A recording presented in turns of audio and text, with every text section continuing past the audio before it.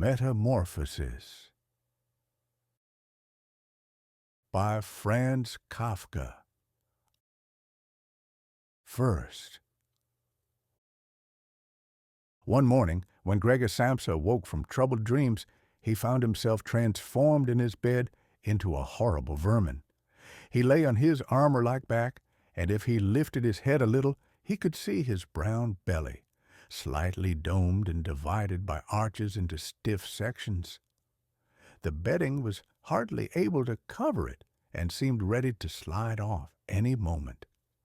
His many legs, pitifully thin compared with the size of the rest of him, waved about helplessly as he looked.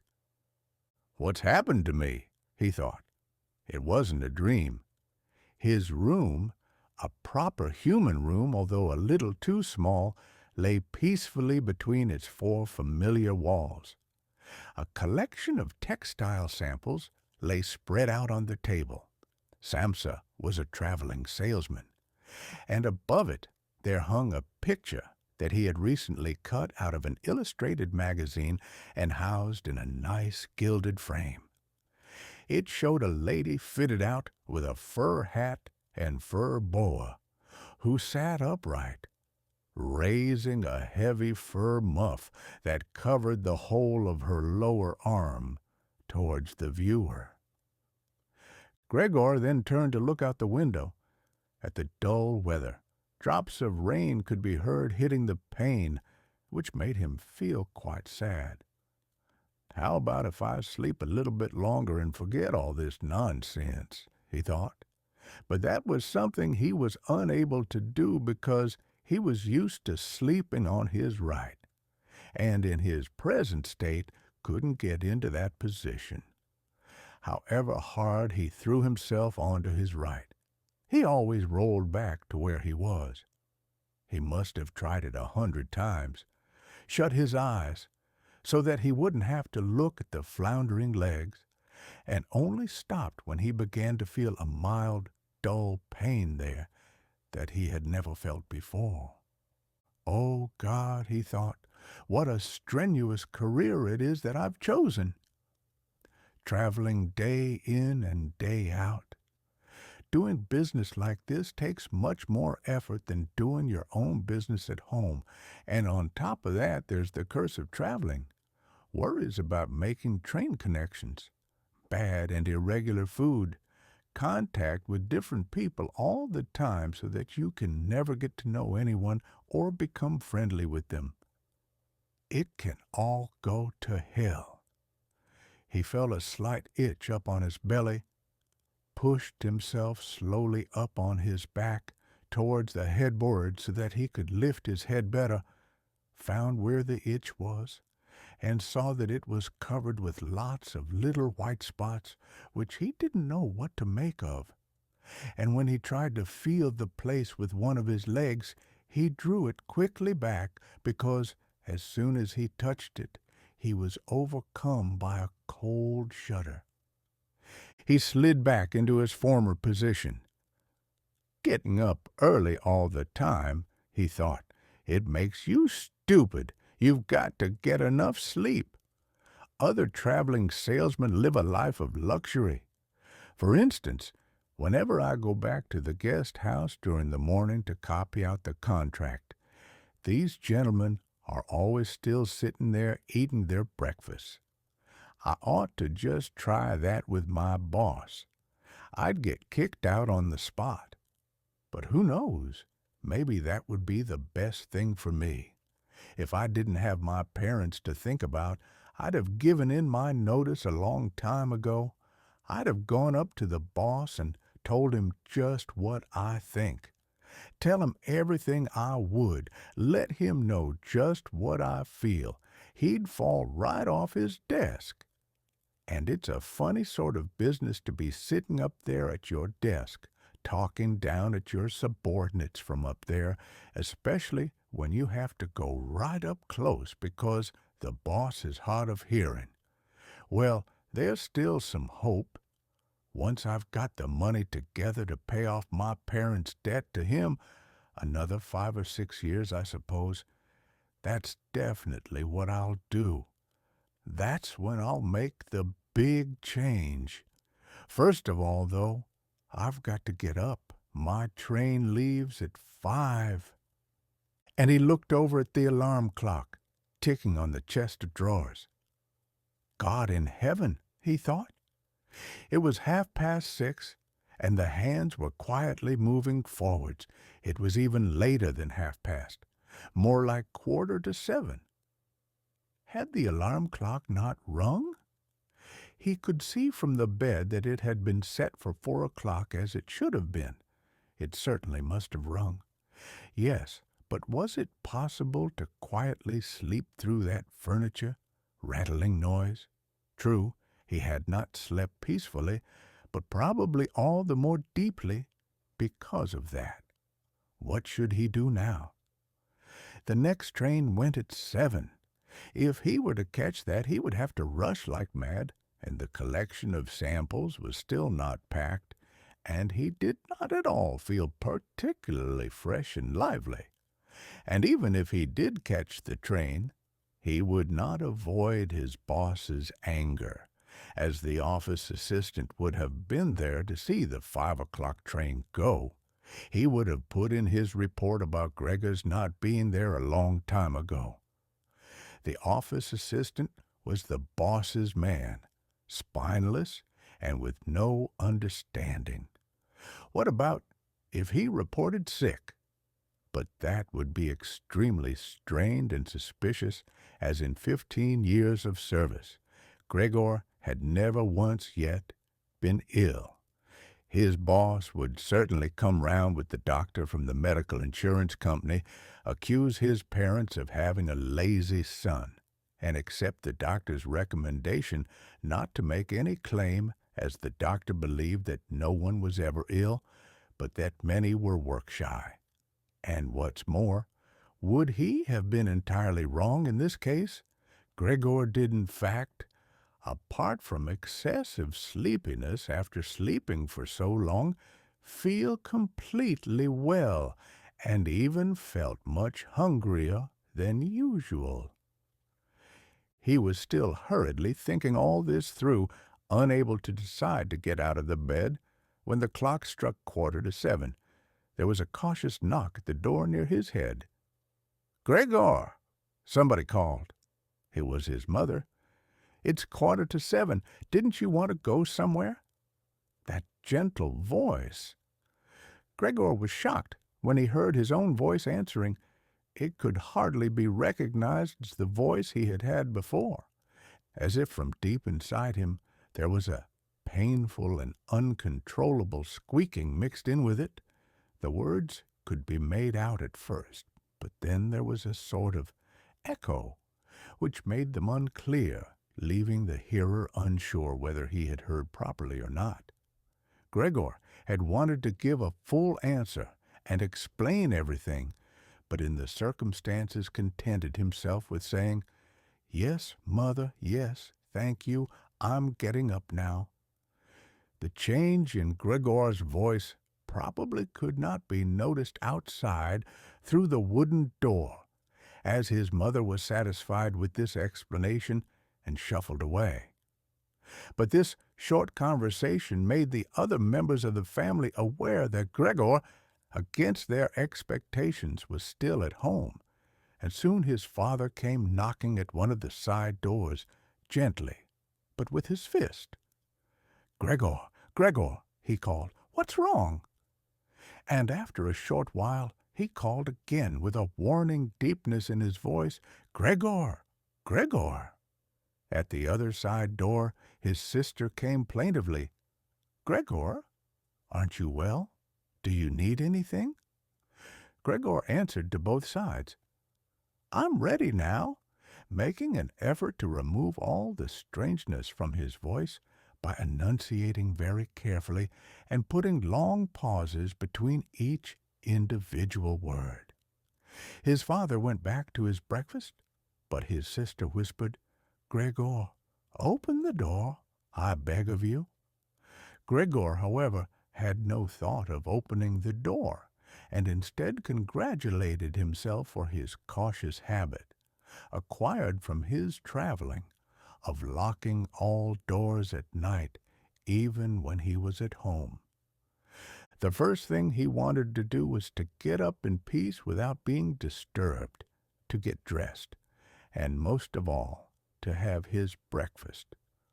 Only then would he consider what to do next, as he was well aware that he would not bring his thoughts to any sensible conclusions by lying in bed. He remembered that he had often felt a slight pain in bed, perhaps caused by lying awkwardly, but that had always turned out to be pure imagination, and he wondered how his imaginings would slowly resolve themselves today. He did not have the slightest doubt that the change in his voice was nothing more than the first sign of a serious cold, which was an occupational hazard for traveling salesmen. It was a simple matter to throw off the covers. He only had to blow himself up a little, and they fell off by themselves. But it became difficult after that, especially as he was so exceptionally broad. He would have used his arms and his hands to push himself up, but instead of them, he only had all those little legs continuously moving in different directions, and which he was moreover unable to control. If he wanted to bend one of them, then that was the first one that would stretch itself out.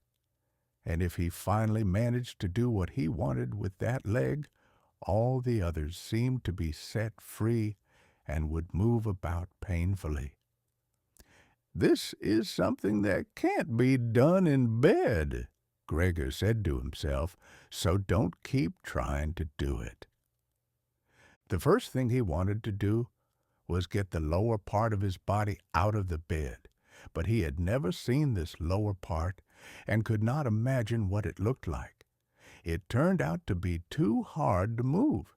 It went so slowly, and finally, almost in a frenzy, when he carelessly shoved himself forwards with all the force he could gather, he chose the wrong direction, hit hard against the lower bedpost, and learned from the burning pain he felt that the lower part of his body might well at present be the most sensitive. So then he tried to get the top part of his body out of the bed first, carefully turning his head to the side. This he managed quite easily, and despite its breadth and its weight, the bulk of his body eventually followed slowly in the direction of the head. But when he had at last got his head out of the bed and into the fresh air, it occurred to him that if he let himself fall, it would be a miracle if his head were not injured. So he became afraid to carry on pushing himself forward the same way, and he could not knock himself out now at any price. Better to stay in bed than lose consciousness. It took just as much effort to get back to where he had been earlier, but when he lay there sighing and was once more watching his legs as they struggled against each other even harder than before, if that was possible, he could think of no way of bringing peace and order to this chaos. He told himself once more that it was not possible for him to stay in bed, and that the most sensible thing to do would be to get free of it in whatever way he could, at whatever sacrifice. At the same time, though, he did not forget to remind himself that calm consideration was much better than rushing to desperate conclusions. At times like this, he would direct his eyes to the window and look out as clearly as he could, but unfortunately, even the other side of the narrow street was enveloped in morning fog, and the view had little confidence or cheer to offer him. 7 o'clock already, he said to himself when the clock struck again. 7 o'clock, and there's still a fog like this. And he lay there quietly a while longer, breathing lightly as if he perhaps expected the total stillness to bring things back to their real and natural state. But then he said to himself, "Before it strikes 7:15, I'll definitely have to have got properly out of bed. And by then somebody will have come round from work to ask what's happened to me as well as they open up at work before 7 o'clock." And so he set himself to the task of swinging the entire length of his body out of the bed all at the same time. If he succeeded in falling out of bed in this way and kept his head raised as he did so, he could probably avoid injuring it. His back seemed to be quite hard, and probably nothing would happen to it falling onto the carpet. His main concern was for the loud noise he was bound to make, and which even through all the doors would probably raise concern, if not alarm. But it was something that had to be risked. When Gregor was already sticking halfway out of the bed, the new method was more of a game than an effort. All he had to do was rock back and forth. It occurred to him how simple everything would be if somebody came to help him. 2 strong people, he had his father and the maid in mind, would have been more than enough. They would only have to push their arms under the dome of his back, peel him away from the bed, bend down with the load, and then be patient and careful as he swang over onto the floor, where, hopefully, the little legs would find a use. Should he really call for help, though, even apart from the fact that all the doors were locked? Despite all the difficulty he was in, he could not suppress a smile at this thought. After a while, he had already moved so far across that it would have been hard for him to keep his balance if he rocked too hard. The time was now 7:10, and he would have to make a final decision very soon. Then there was a ring at the door of the flat. "That'll be someone from work," he said to himself, and froze very still, although his little legs only became all the more lively as they danced around. For a moment everything remained quiet. "They're not opening the door," Gregor said to himself, caught in some nonsensical hope. But then, of course, the maid's firm steps went to the door as ever and opened it.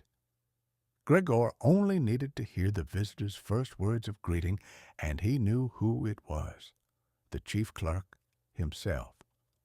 Why did Gregor have to be the only one condemned to work for a company where they immediately became highly suspicious at the slightest shortcoming? Were all employees, every one of them, louts? Was there not one of them who was faithful and devoted, who would go so mad with pangs of conscience that he couldn't get out of bed if he didn't spend at least a couple of hours in the morning on company business? Was it really not enough to let one of the trainees make inquiries? Assuming inquiries were even necessary, did the chief clerk have to come himself? And did they have to show the whole innocent family that this was so suspicious that only the chief clerk could be trusted to have the wisdom to investigate it? And more because these thoughts had made him upset than through any proper decision, he swung himself with all his force out of the bed. There was a loud thump, but it wasn't really a loud noise. His fall was softened a little by the carpet, and Gregor's back was also more elastic than he had thought, which made the sound muffled and not too noticeable. He had not held his head carefully enough, though, and hit it as he fell. Annoyed and in pain, he turned it and rubbed it against the carpet.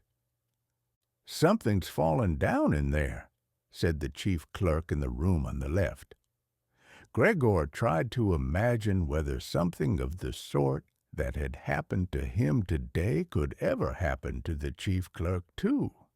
You had to concede that it was possible, but as if in gruff reply to this question, the chief clerk's firm footsteps in his highly polished boots could now be heard in the adjoining room. From the room on his right, Gregor's sister whispered to him to let him know, "Gregor, the chief clerk is here." "Yes, I know," said Gregor to himself, but without daring to raise his voice loud enough for his sister to hear him. "Gregor," said his father now from the room to his left, "the chief clerk has come round and wants to know why you didn't leave on the early train. We don't know what to say to him, and anyway, he wants to speak to you personally. So please open up this door. I'm sure he'll be good enough to forgive the untidiness of your room." Then the chief clerk called, "Good morning, Mr. Samsa." "He isn't well," said his mother to the chief clerk, while his father continued to speak through the door. "He isn't well. Please believe me. Why else would Gregor have missed a train? The lad only ever thinks about the business. It nearly makes me cross the way he never goes out in the evenings. He's been in town for a week now, but stayed home every evening.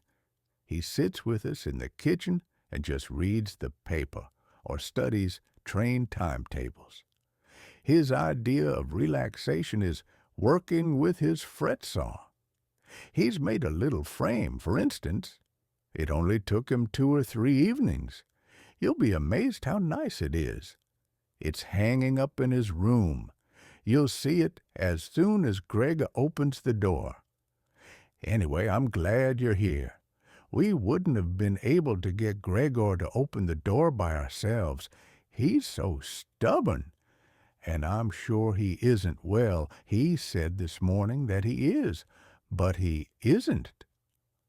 "I'll be there in a moment," said Gregor slowly and thoughtfully, but without moving, so that he would not miss any word of the conversation.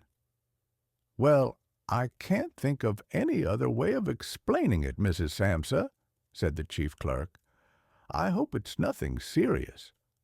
But on the other hand, I must say that if we people in commerce ever become slightly unwell, then, fortunately or unfortunately as you like, we simply have to overcome it because of business considerations. Can the chief clerk come in to see you now, then?" Zrenia asked his father impatiently, knocking at the door again. "No," said Gregor. In the room on his right there followed a painful silence. In the room on his left his sister began to cry. So why did his sister not go and join the others? She had probably only just got up and had not even begun to get dressed. And why was she crying? Was it because he had not got up and had not let the chief clerk in because he was in danger of losing his job, and if that happened, his boss would once more pursue their parents with the same demands as before? There was no need to worry about things like that yet.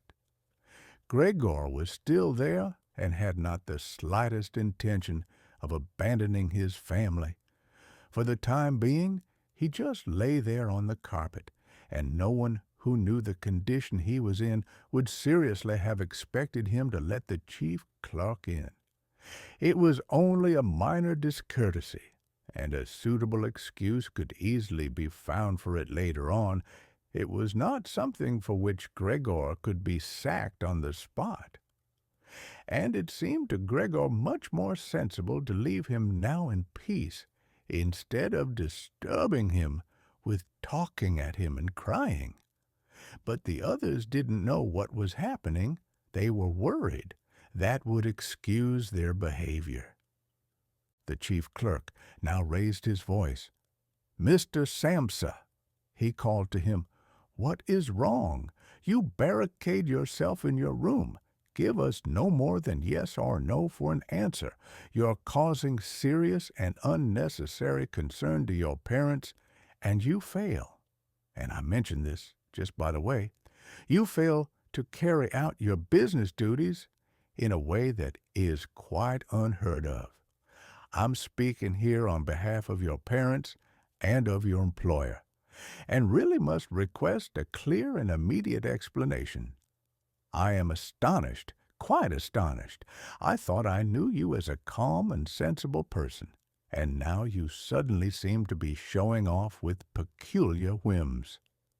This morning, your employer did suggest a possible reason for your failure to appear. It's true.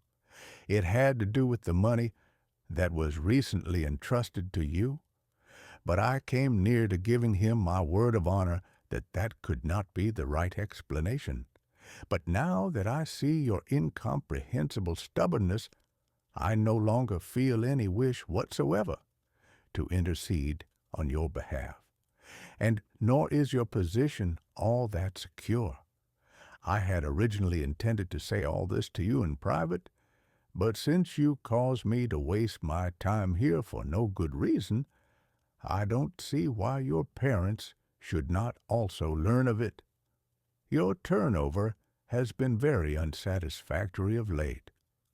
I grant you that it's not the time of year to do especially good business. We recognize that. But there simply is no time of year to do no business at all, Mr. Samsa.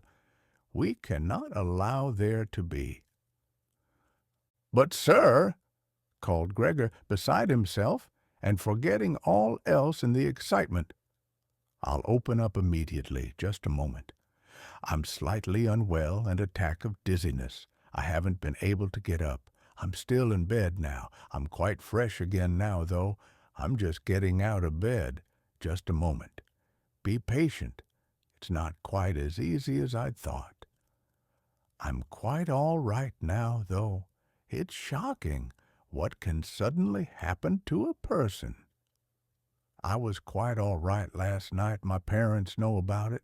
Perhaps better than me, I had a small symptom of it last night already. They must have noticed it. I don't know why I didn't let you know at work. But you always think you can get over an illness without staying at home. Please, don't make my parents suffer. There's no basis for any of the accusations you're making. Nobody's ever said a word to me about any of these things. Maybe you haven't read the latest contracts I sent in. I'll set off with the 8 o'clock train as well. These few hours of rest have given me strength. You don't need to wait, sir. I'll be in the office soon after you. And please be so good as to tell that to the boss and recommend me to him. And while Gregor gushed out these words, hardly knowing what he was saying, he made his way over to the chest of drawers. This was easily done, probably because of the practice he had already had in bed, where he now tried to get himself upright. He really did want to open the door, really did want to let them see him and to speak with the chief clerk. The others were being so insistent, and he was curious to learn what they would say when they caught sight of him. If they were shocked, then it would no longer be Gregor's responsibility, and he could rest. If, however, they took everything calmly, he would still have no reason to be upset, and if he hurried, he really could be at the station for 8 o'clock. The first few times he tried to climb up on the smooth chest of drawers, he just slid down again. But he finally gave himself one last swing and stood there upright. The lower part of his body was in serious pain, but he no longer gave any attention to it. Now he let himself fall against the back of a nearby chair and held tightly to the edges of it with his little legs. By now he had also calmed down and kept quiet, so that he could listen to what the chief clerk was saying. "Did you understand a word of all that?" the chief clerk asked his parents. "Surely he's not trying to make fools of us." "Oh, God," called his mother, who was already in tears. "He could be seriously ill, and we're making him suffer. Greta! Greta!" she then cried. "Mother!"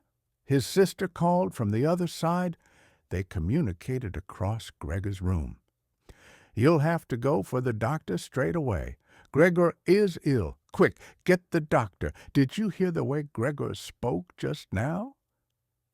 "That was the voice of an animal," said the chief clerk, with a calmness that was in contrast with his mother's screams. "Anna! Anna!" his father called into the kitchen through the entrance hall, clapping his hands. "Get a locksmith here now." And the two girls, their skirts swishing, immediately ran out through the hall, wrenching open the front door of the flat as they went. How had his sister managed to get dressed so quickly? There was no sound of the door banging shut again. They must have left it open. People often do in homes where something awful has happened. Gregor, in contrast, had become much calmer, so they couldn't understand his words any more, although they seemed clear enough to him, clearer than before. Perhaps his ears had become used to the sound.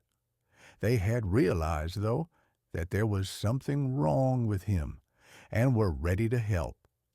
The first response to his situation had been confident and wise, and that made him feel better. He felt that he had been drawn back in among people, and from the doctor and the locksmith he expected great and surprising achievements, although he did not really distinguish one from the other. Whatever was said next would be crucial, so, in order to make his voice as clear as possible, he coughed a little, but taking care to do this not too loudly, as even this might well sound different from the way that a human coughs, and he was no longer sure he could judge this for himself. Meanwhile, it had become very quiet in the next room. Perhaps his parents were sat at the table whispering with the chief clerk, or perhaps they were all pressed against the door and listening. Gregor slowly pushed his way over to the door with the chair. Once there, he let go of it and threw himself onto the door, holding himself upright against it, using the adhesive on the tips of his legs. He rested there a little while to recover from the effort involved, and then set himself to the task of turning the key in the lock with his mouth. He seemed, unfortunately, to have no proper teeth. How was he then to grasp the key? But the lack of teeth was, of course, made up for with a very strong jaw. Using the jaw, he really was able to start the key turning, ignoring the fact that he must have been causing some kind of damage, as a brown fluid came from his mouth, flowed over the key, and dripped onto the floor. "Listen," said the chief clerk in the next room. "He's turning the key." Gregor was greatly encouraged by this, but they all should have been calling to him, his father and his mother too. "Well done, Gregor," they should have cried. "Keep at it. Keep hold of the lock." And with the idea that they were all excitedly following his efforts, he bit on the key with all his strength, paying no attention to the pain he was causing himself. As the key turned round, he turned around the lock with it, only holding himself upright with his mouth, and hung on to the key or pushed it down again with the whole weight of his body as needed. The clear sound of the lock as it snapped back was Gregor's sign that he could break his concentration, and as he regained his breath, he said to himself, "So, I didn't need the locksmith after all."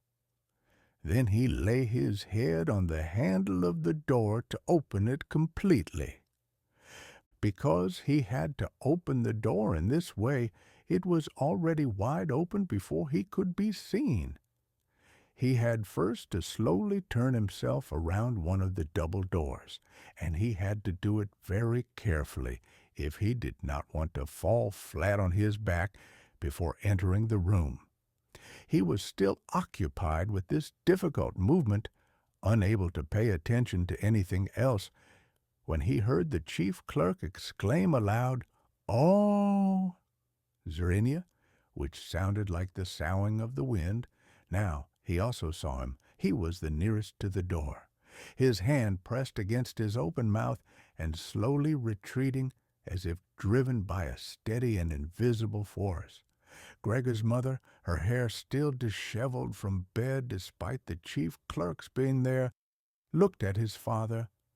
Then she unfolded her arms, took 2 steps forward towards Gregor, and sank down onto the floor into her skirts that spread themselves out around her as her head disappeared down onto her breast.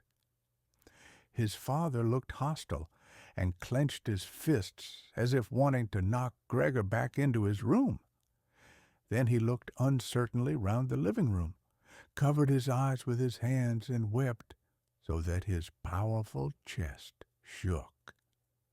So Gregor did not go into the room, but leant against the inside of the other door, which was still held bolted in place.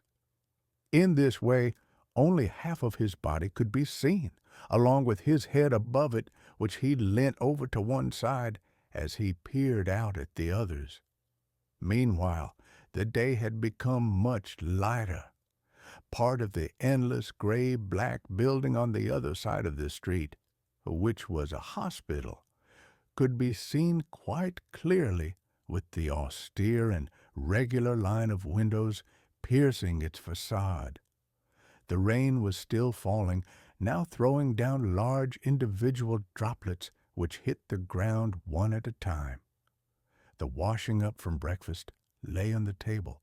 There was so much of it because, for Gregor's father, breakfast was the most important meal of the day, and he would stretch it out for several hours as he sat reading a number of different newspapers.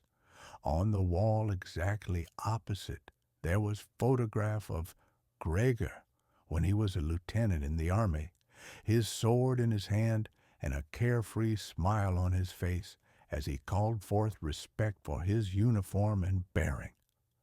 The door to the entrance hall was open, and as the front door of the flat was also open, he could see onto the landing and the stairs where they began their way down below. "Now then," said Gregor, well aware that he was the only one to have kept calm, "I'll get dressed straight away now, pack up my samples, and set off. Will you please just let me leave? You can see," he said to the chief clerk, "that I'm not stubborn and I like to do my job. Being a commercial traveler is arduous, but without traveling I couldn't earn my living. So where are you going? Into the office. Yes? Will you report everything accurately then? It's quite possible for someone to be temporarily unable to work, but that's just the right time to remember what's been achieved in the past, and consider that later on, once the difficulty has been removed, he will certainly work with all the more diligence and concentration. You're well aware that I'm seriously in debt to our employer, as well as having to look after my parents and my sister, so that I'm trapped in a difficult situation, but I will work my way out of it again. Please don't make things any harder for me than they are already, and don't take sides against me at the office. I know that nobody likes the travelers. They think we earn an enormous wage as well as having a soft time of it. That's just prejudice, but they have no particular reason to think better it. But you, sir, You have a better overview than the rest of the staff. In fact, if I can say this in confidence, a better overview than the boss himself. It's very easy for a businessman like him to make mistakes about his employees and judge them more harshly than he should. And you're also well aware that we travelers spend almost the whole year away from the office, so that we can very easily fall victim to gossip and chance and groundless complaints. And it's almost impossible to defend yourself from that sort of thing. We don't usually even hear about them, or if at all, it's when we arrive back home exhausted from a trip.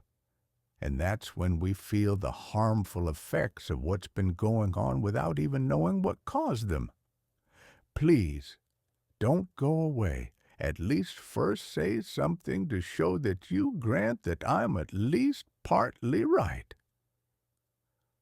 But the chief clerk had turned away as soon as Gregor had started to speak, and with protruding lips only stared back at him over his trembling shoulders as he left.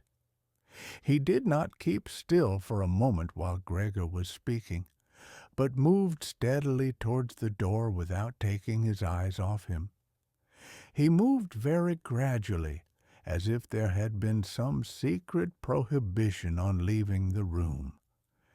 It was only when he had reached the entrance hall that he made a sudden movement, drew his foot from the living room, and rushed forward in a panic. In the hall, he stretched his right hand far out toward the stairway, as if out there was some supernatural force waiting to save him. Gregor realized that it was out of the question to let the chief clerk go away in this mood if his position in the firm was not to be put into extreme danger. That was something his parents did not understand very well. Over the years, they had become convinced that this job would provide for Gregor for his entire life, and besides, they had so much to worry about at present that they had lost sight of any thought for the future. Gregor, though, did think about the future. The chief clerk had to be held back, calmed down, convinced, and finally won over. The future of Gregor and his family depended on it. If only his sister were here. She was clever. She was already in tears while Gregor was still lying peacefully on his back. And the chief clerk was a lover of women. Surely she could persuade him. She would close the front door in the entrance hall and talk him out of his shocked state. But his sister was not there. Gregor would have to do the job himself.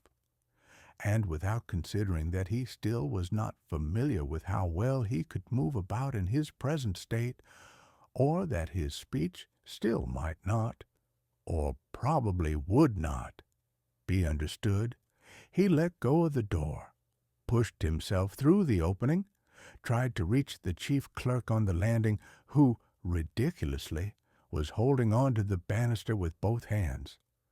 But Gregor fell immediately over, and, with a little scream as he sought something to hold on to, landed on his numerous little legs. Hardly had that happened than, for the first time that day, he began to feel all right with his body. The little legs had the solid ground under them. To his pleasure, they did exactly as he told them. They were even making the effort to carry him where he wanted to go. And he was soon believing that all his sorrows would soon be finally at an end. He held back the urge to move, but swayed from side to side as he crouched there on the floor. His mother was not far away in front of him, and seemed, at first, quite engrossed in herself. But then she suddenly jumped up with her arms outstretched and her fingers spread, shouting, "Help! For pity's sake, help!" The way she held her head suggested she wanted to see Gregor better, but the unthinking way she was hurrying backwards showed that she did not. She had forgotten that the table was behind her with all the breakfast things on it. When she reached the table, she sat quickly down on it without knowing what she was doing, without even seeming to notice that the coffee pot had been knocked over and a gush of coffee was pouring down onto the carpet. "Mother, mother," said Gregor gently, looking up at her. He had completely forgotten the chief clerk for the moment, but could not help himself snapping in the air with his jaws at the sight of the flow of coffee. That set his mother screaming anew. She fled from the table and into the arms of his father as he rushed towards her. Gregor, though, had no time to spare for his parents now. The chief clerk had already reached the stairs. With his chin on the banister, he looked back for the last time. Gregor made a run for him. He wanted to be sure of reaching him. The chief clerk must have expected something, as he leapt down several steps at once and disappeared, his shouts resounding all around the staircase. The flight of the chief clerk seemed, unfortunately, to put Gregor's father into a panic as well. Until then, he had been relatively self-controlled. But now, instead of running after the chief clerk himself, or at least not impeding Gregor as he ran after him, Gregor's father seized the chief clerk's stick in his right hand. The chief clerk had left it behind on a chair along with his hat and overcoat, picked up a large newspaper from the table with his left, and used them to drive Gregor back into his room, stamping his foot at him as he went. Gregor's appeals to his father were of no help. His appeals were simply not understood. However much he humbly turned his head, his father merely stamped his foot all the harder. Across the room, despite the chilly weather, Gregor's mother had pulled open a window, leant far out of it, and pressed her hands to her face. A strong draught of air flew in from the street towards the stairway. The curtains flew up. The newspapers on the table fluttered, and some of them were blown onto the floor. Nothing would stop Gregor's father as he drove him back, making hissing noises at him like a wild man. Gregor had never had any practice in moving backwards and was only able to go very slowly. If Gregor had only been allowed to turn round, he would have been back in his room straight away. But he was afraid that if he took the time to do that, his father would become impatient, and there was the threat of a lethal blow to his back or head from the stick in his father's hand any moment. Eventually, though, Gregor realized that he had no choice as he saw to his disgust that he was quite incapable of going backwards in a straight line. So he began, as quickly as possible, and with frequent anxious glances at his father, to turn himself round. It went very slowly, but perhaps his father was able to see his good intentions as he did nothing to hinder him. In fact, now and then he used the tip of his stick to give directions from a distance as to which way to turn. If only his father would stop that unbearable hissing. It was making Gregor quite confused. When he had nearly finished turning round, still listening to that hissing, he made a mistake and turned himself back a little the way he had just come. He was pleased when he finally had his head in front of the doorway, but then saw that it was too narrow, and his body was too broad to get through it without further difficulty.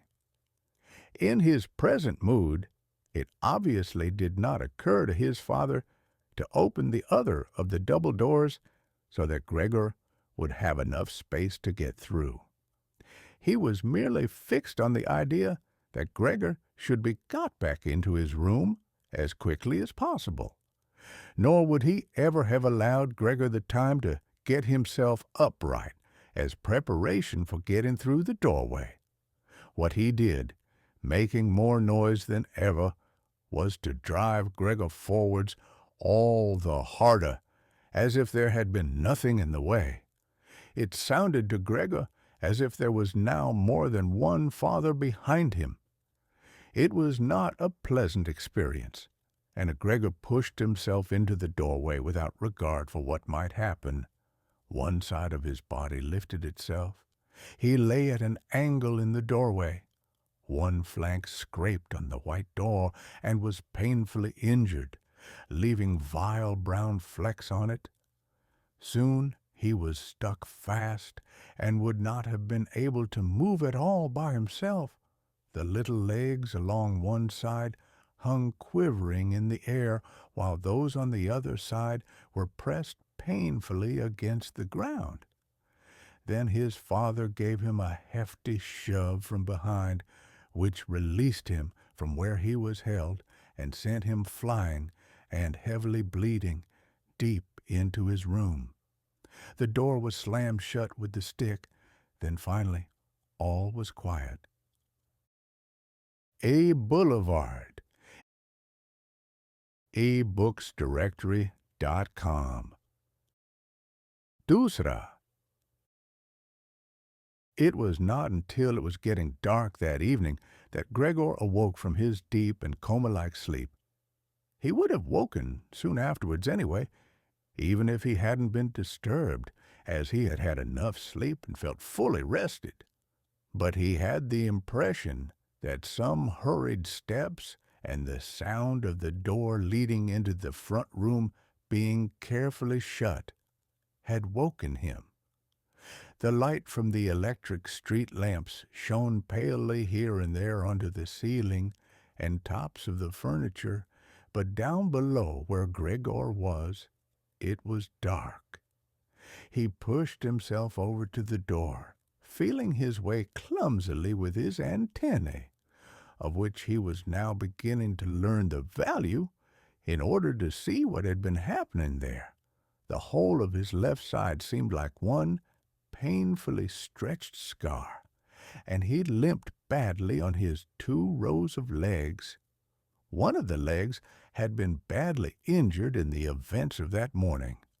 It was nearly a miracle that only one of them had been, and dragged along lifelessly. It was only when he had reached the door that he realized what it actually was that had drawn him over to it. It was the smell of something to eat. By the door there was a dish filled with sweetened milk, with little pieces of white bread floating in it. He was so pleased he almost laughed, as he was even hungrier than he had been that morning, and immediately dipped his head into the milk, nearly covering his eyes with it. But he soon drew his head back again in disappointment.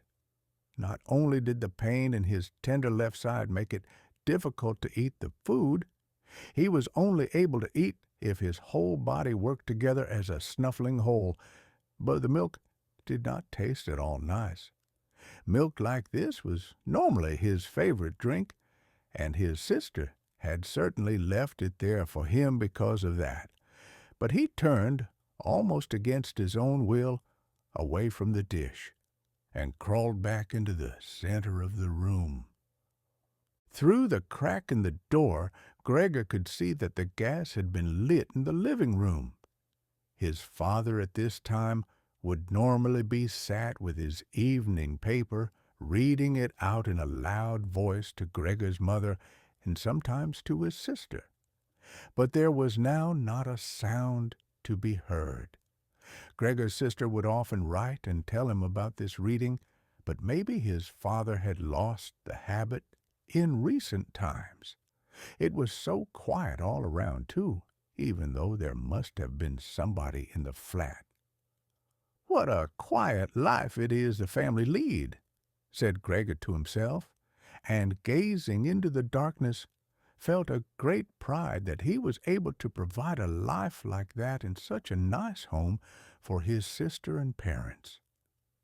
But what now if all this peace and wealth and comfort should come to a horrible and frightening end? That was something that Gregor did not want to think about too much, so he started to move about, crawling up and down the room. Once during that long evening, the door on one side of the room was opened very slightly and hurriedly closed again. Later on, the door on the other side did the same. It seemed that someone needed to enter the room but thought better of it. Gregor went and waited immediately by the door, resolved either to bring the timorous visitor into the room in some way, or at least to find out who it was. But the door was opened no more that night, and Gregor waited in vain. The previous morning, while the doors were locked, everyone had wanted to get in there to him. But now that he had opened up one of the doors, and the other had clearly been unlocked sometime during the day, no one came, and the keys were in the other sides. It was not until late at night that the gaslight in the living room was put out, and now it was easy to see that parents and sister had stayed awake all that time, as they all could be distinctly heard as they went away together on tiptoe. It was clear that no one would come into Gregor's room any more until morning. That gave him plenty of time to think undisturbed about how he would have to rearrange his life. For some reason, the tall, empty room where he was forced to remain made him feel uneasy as he lay there flat on the floor, even though he had been living in it for 5 years. Hardly aware of what he was doing, other than a slight feeling of shame, he hurried under the couch. It pressed down on his back a little, and he was no longer able to lift his head. But he nonetheless felt immediately at ease, and his only regret was that his body was too broad to get it all underneath. He spent the whole night there. Some of the time he passed in a light sleep, although he frequently woke from it in alarm because of his hunger, and some of the time was spent in worries and vague hopes, which, however, always led to the same conclusion. For the time being, he must remain calm, he must show patience and the greatest consideration, so that his family could bear the unpleasantness that he, in his present condition, was forced to impose on them. Gregor soon had the opportunity to test the strength of his decisions, as early the next morning, almost before the night had ended, his sister, nearly fully dressed, opened the door from the front room and looked anxiously in. She did not see him straight away, but when she did notice him under the couch, he had to be somewhere, for God's sake. He couldn't have flown away. She was so shocked that she lost control of herself and slammed the door shut again from outside.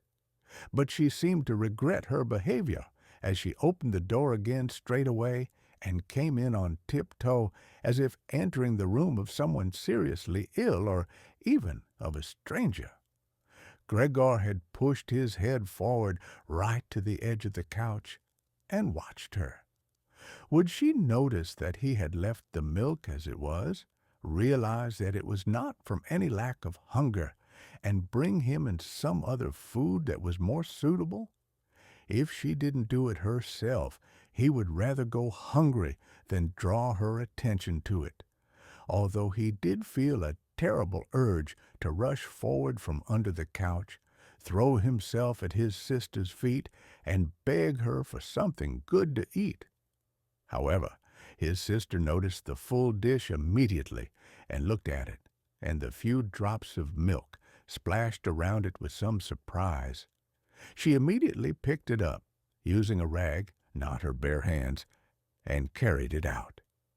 Gregor was extremely curious as to what she would bring in its place, imagining the wildest possibilities, But he never could have guessed what his sister, in her goodness, actually did bring. In order to test his taste, she brought him a whole selection of things, all spread out on an old newspaper.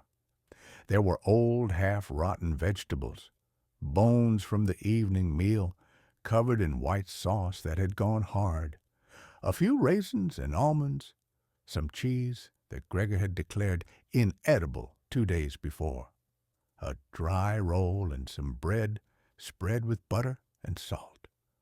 As well as all that, she had poured some water into the dish, which had probably been permanently set aside for Gregor's use, and placed it beside them. Then, out of consideration for Gregor's feelings, as she knew that he would not eat in front of her, she hurried out again and even turned the key in the lock so that Gregor would know he could make things as comfortable for himself as he liked. Gregor's little legs whirred. At last he could eat. What's more, his injuries must already have completely healed, as he found no difficulty in moving. This amazed him, as more than a month earlier he had cut his finger slightly with a knife. He thought of how his finger had still hurt the day before yesterday. Am I less sensitive than I used to be then? Zrania, he thought, and was already sucking greedily at the cheese, which had immediately, almost compellingly, attracted him much more than the other foods on the newspaper.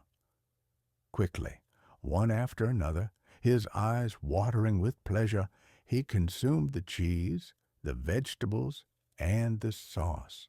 The fresh foods, on the other hand, he didn't like at all, and even dragged the things he did want to eat a little way away from them because he couldn't stand the smell. Long after he had finished eating and lay lethargic in the same place, his sister slowly turned the key in the lock as a sign to him that he should withdraw. He was immediately startled, although he had been half asleep, and he hurried back under the couch. But he needed great self-control to stay there even for the short time that his sister was in the room, as eating so much food had rounded out his body a little, and he could hardly breathe in that narrow space. Half suffocating, he watched with bulging eyes as his sister unself-consciously took a broom and swept up the leftovers, mixing them in with the food he had not even touched at all, as if it could not be used any more. She quickly dropped it all into a bin, closed it with its wooden lid, and carried everything out. She had hardly turned her back before Gregor came out again from under the couch and stretched himself. This was how Gregor received his food each day now, once in the morning, while his parents and the maid were still asleep, and the second time after everyone had eaten their meal at midday, as his parents would sleep for a little while then as well, and Gregor's sister would send the maid away on some errand. Gregor's father and mother certainly did not want him to starve either, but perhaps it would have been more than they could stand to have any more experience of his feeding than being told about it. And perhaps his sister wanted to spare them what distress she could, as they were indeed suffering enough. It was impossible for Gregor to find out what they had told the doctor and the locksmith that first morning to get them out of the flat. As nobody could understand him, nobody, not even his sister, thought that he could understand them, so he had to be content to hear his sister's sighs and appeals to the saints as she moved about his room. It was only later, when she had become a little more used to everything.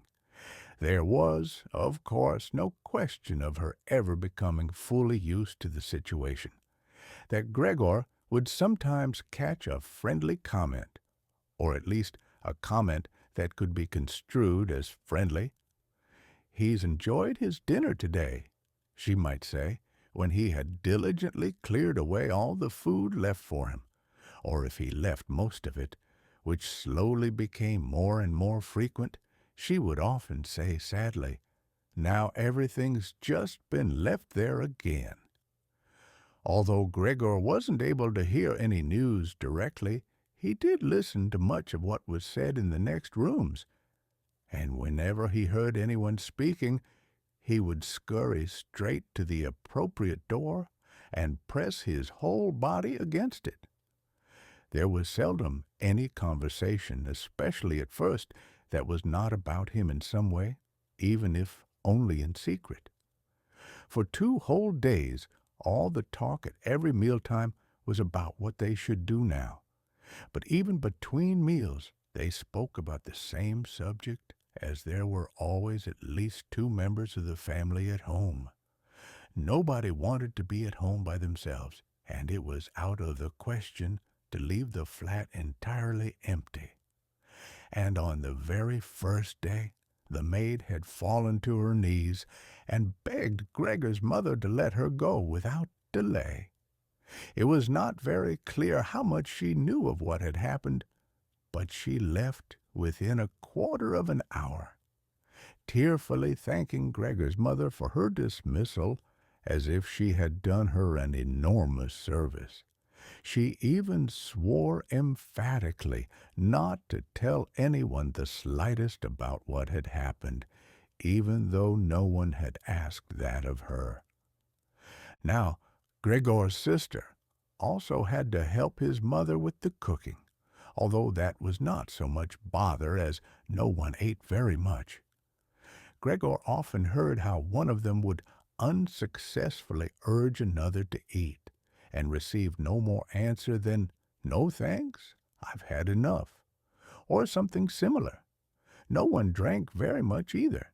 His sister would sometimes ask his father whether he would like a beer, hoping for the chance to go and fetch it herself.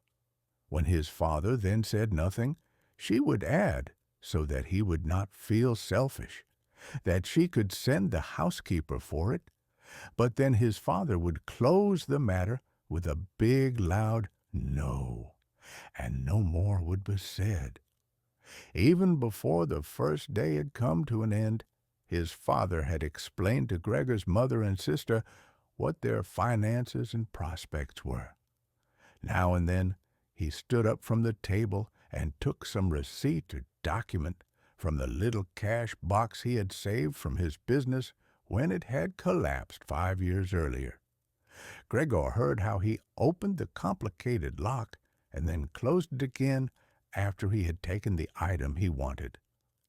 What he heard his father say was some of the first good news that Gregor heard since he had first been incarcerated in his room. He had thought that nothing at all remained from his father's business. At least, he had never told him anything different, and Gregor had never asked him about it anyway. Their business misfortune had reduced the family to a state of total despair, and Gregor's only concern at that time had been to arrange things so that they could all forget about it as quickly as possible. So then he started working especially hard, with a fiery vigor that raised him from a junior salesman to a traveling representative almost overnight, bringing with it the chance to earn money in quite different ways. Gregor converted his success at work straight into cash that he could lay on the table at home for the benefit of his astonished and delighted family. They had been good times, and they had never come again, at least not with the same splendor, even though Gregor had later earned so much that he was in a position to bear the costs of the whole family, and did bear them. They had even got used to it, both Gregor and the family. They took the money with gratitude, and he was glad to provide it, although there was no longer much warm affection given in return. Gregor only remained close to his sister now. Unlike him, she was very fond of music and a gifted and expressive violinist. It was his secret plan to send her to the conservatory next year, even though it would cause great expense that would have to be made up for in some other way. During Gregor's short periods in town, conversation with his sister would often turn to the conservatory, but it was only ever mentioned as a lovely dream that could never be realized. Their parents did not like to hear this innocent talk, but Gregor thought about it quite hard and decided he would let them know what he planned with a grand announcement of it on Christmas Day. That was the sort of totally pointless thing that went through his mind in his present state, pressed upright against the door and listening. There were times when he simply became too tired to continue listening, when his head would fall wearily against the door, and he would pull it up again with a start, as even the slightest noise he caused would be heard next door, and they would all go silent. "What's that he's doing now?" his father would say after a while, clearly having gone over to the door, and only then would the interrupted conversation slowly be taken up again. When explaining things, his father repeated himself several times, partly because it was a long time since he had been occupied with these matters himself, and partly because Gregor's mother did not understand everything first time. From these repeated explanations, Gregor learned to his pleasure that despite all their misfortunes, there was still some money available from the old days. It was not a lot, but it had not been touched in the meantime, and some interest had accumulated. Besides that, they had not been using up all the money that Gregor had been bringing home every month, keeping only a little for himself, so that too had been accumulating. Behind the door, Gregor nodded with enthusiasm in his pleasure at this unexpected thrift and caution. He could actually have used this surplus money to reduce his father's debt to his boss, and the day when he could have freed himself from that job would have come much closer. But now, it was certainly better the way his father had done things. This money, however, was certainly not enough to enable the family to live off the interest. It was enough to maintain them for perhaps 1 or 2 years, no more. That's to say, it was money that should not really be touched but set aside for emergencies. Money to live on had to be earned. His father was healthy, but old, and lacking in self-confidence. During the 5 years that he had not been working, the first holiday in a life that had been full of strain and no success, he had put on a lot of weight and become very slow and clumsy. Would Gregor's elderly mother now have to go and earn money? She suffered from asthma, and it was a strain for her just to move about the home. Every other day would be spent struggling for breath on the sofa by the open window. Would his sister have to go and earn money? She was still a child of 17. Her life up till then had been very enviable, consisting of wearing nice clothes, sleeping late, helping out in the business, joining in with a few modest pleasures, and most of all playing the violin.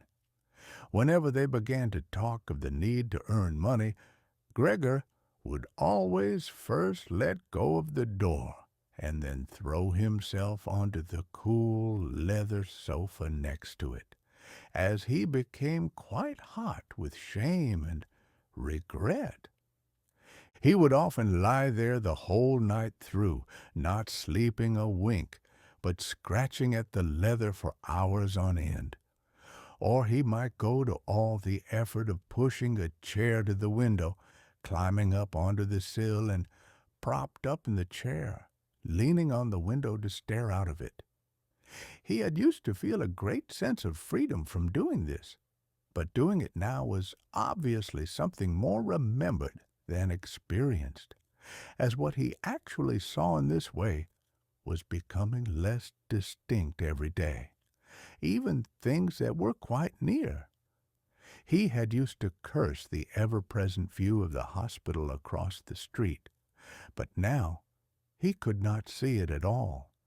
And if he had not known that he lived in Charlottenstrasse, which was a quiet street, despite being in the middle of the city, he could have thought that he was looking out the window at a barren waste, where the gray sky and the gray earth mingled inseparably.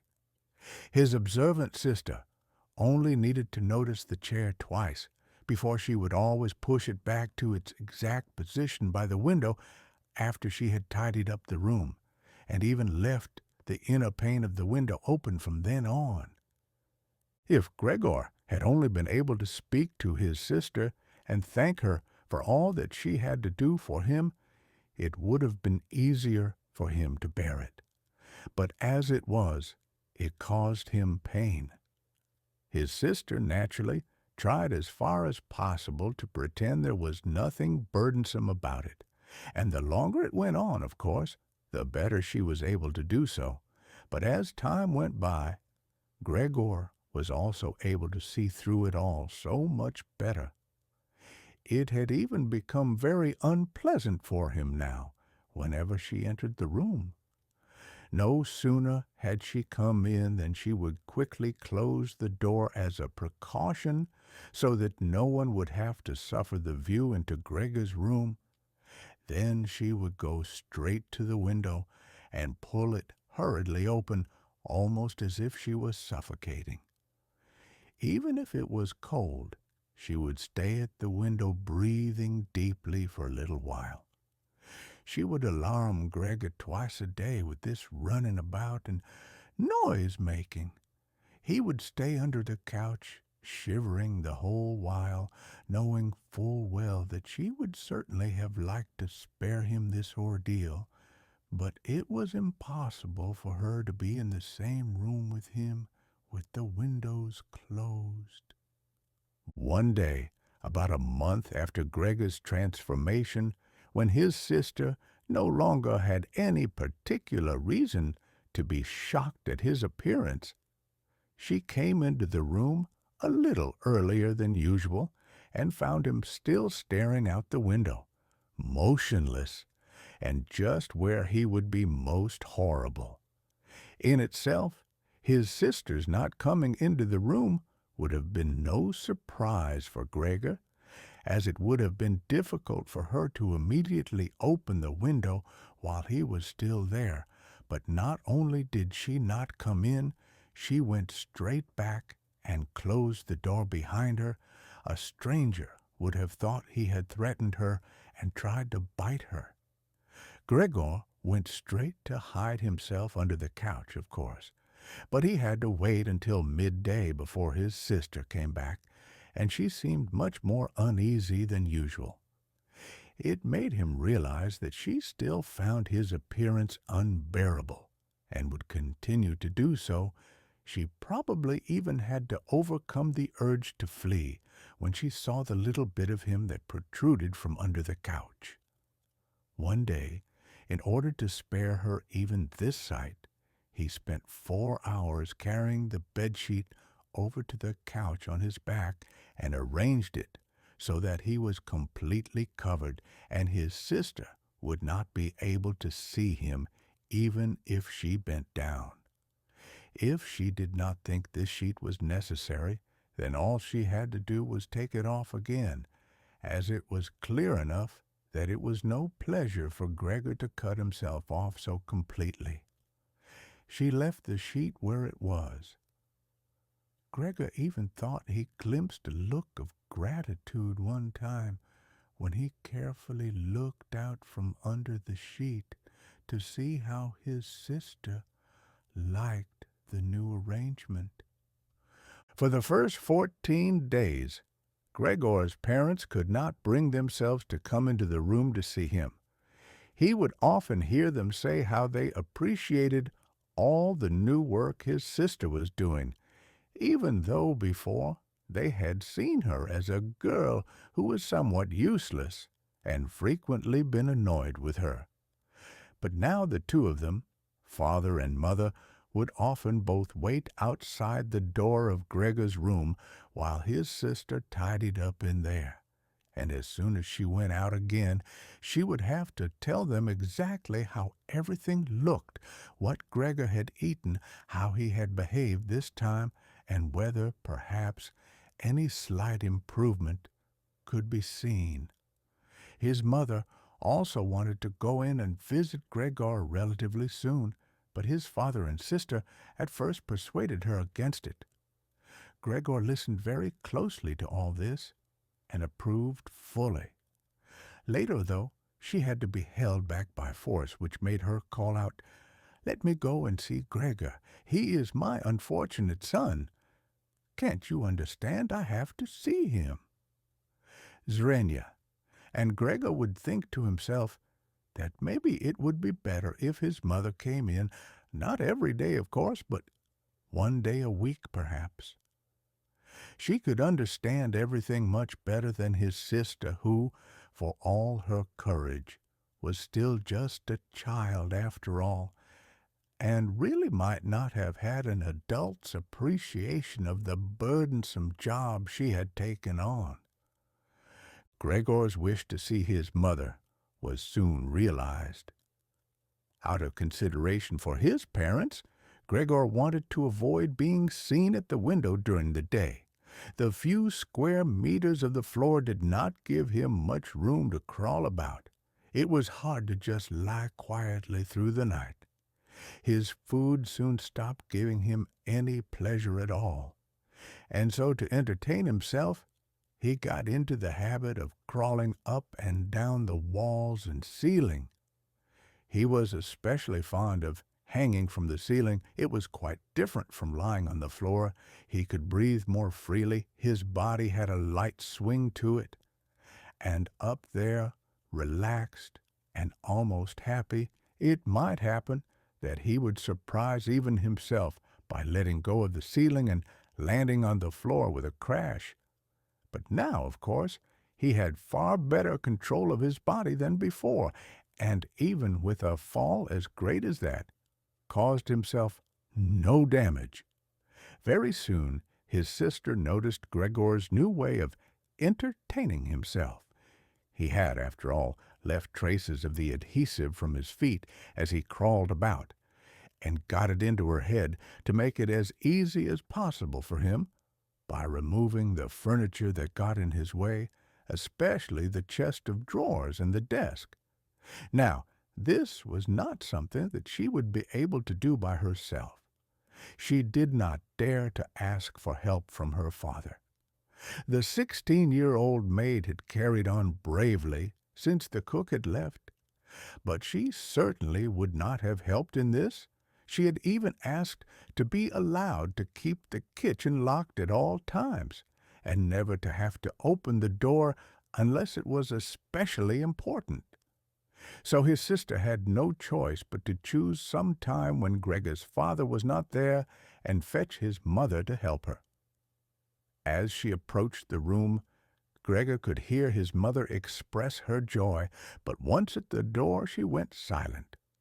First, of course, his sister came in and looked round to see that everything in the room was all right, and only then did she let her mother enter. Gregor had hurriedly pulled the sheet down lower over the couch and put more folds into it so that everything really looked as if it had just been thrown down by chance. Gregor also refrained this time from spying out from under the sheet. He gave up the chance to see his mother until later, and was simply glad that she had come. "You can come in. He can't be seen," said his sister, obviously leading her in by the hand. The old chest of drawers was too heavy for a pair of feeble women to be heaving about, but Gregor listened as they pushed it from its place. His sister, always taking on the heaviest part of the work for herself and ignoring her mother's warnings that she would strain herself. This lasted a very long time. After laboring at it for 15 minutes or more, his mother said it would be better to leave the chest where it was. For one thing, it was too heavy for them to get the job finished before Gregor's father got home, and leaving it in the middle of the room, it would be in his way even more. And for another thing, it wasn't even sure that taking the furniture away would really be any help to him. She thought just the opposite. The sight of the bare walls saddened her right to her heart. And why wouldn't Gregor feel the same way about it? He'd been used to this furniture in his room for a long time, and it would make him feel abandoned to be in an empty room like that. Then quietly, almost whispering as if wanting Gregor, whose whereabouts she did not know, to hear not even the tone of her voice, as she was convinced that he did not understand her words, she added, "And by taking the furniture away, won't it seem like we're showing that we've given up all hope of improvement and we're abandoning him to cope for himself? I think it'd be best to leave the room exactly the way it was before, so that when Gregor comes back to us again, he'll find everything unchanged, and he'll be able to forget the time in between all the easier."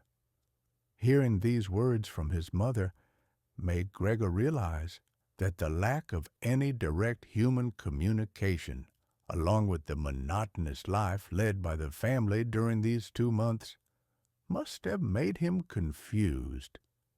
He could think of no other way of explaining to himself why he had seriously wanted his room emptied out. Had he really wanted to transform his room into a cave, a warm room fitted out with the nice furniture he had inherited? That would have let him crawl around unimpeded in any direction, but it would also have let him quickly forget his past when he had still been human. He had come very close to forgetting, and it had only been the voice of his mother, unheard for so long, that had shaken him out of it. Nothing should be removed. Everything had to stay. He could not do without the good influence the furniture had on his condition. And if the furniture made it difficult for him to crawl about mindlessly, that was not a loss, but a great advantage. His sister, unfortunately, did not agree. She had become used to the idea, not without reason, that she was Gregor's spokesman to his parents about the things that concerned him. This meant that his mother's advice now was sufficient reason for her to insist on removing not only the chest of drawers and the desk, as she had thought at first, but all the furniture apart from the all-important couch. It was more than childish perversity, of course, or the unexpected confidence she had recently acquired that made her insist. She had indeed noticed that Gregor needed a lot of room to crawl about in, whereas the furniture, as far as anyone could see, was of no use to him at all. Girls of that age, though, do become enthusiastic about things and feel they must get their way whenever they can. Perhaps this was what tempted Greta to make Gregor's situation seem even more shocking than it was, so that she could do even more for him. Greta would probably be the only one who would dare enter a room dominated by Gregor crawling about the bare walls by himself. So she refused to let her mother dissuade her. Gregor's mother already looked uneasy in his room. She soon stopped speaking and helped Gregor's sister to get the chest of drawers out with what strength she had. The chest of drawers was something that Gregor could do without, if he had to, but the writing desk had to stay. Hardly had the two women pushed the chest of drawers, groaning, out of the room, than Gregor poked his head out from under the couch to see what he could do about it. He meant to be as careful and considerate as he could, but unfortunately it was his mother who came back first, while Greta in the next room had her arms round the chest, pushing and pulling at it from side to side by herself, without, of course, moving it an inch. His mother was not used to the sight of Gregor. He might have made her ill. So Gregor hurried backwards to the far end of the couch. In his startlement, though, he was not able to prevent the sheet at its front from moving a little. It was enough to attract his mother's attention. She stood very still, remained there a moment, and then went back out to Greta. Gregor kept trying to assure himself that nothing unusual was happening.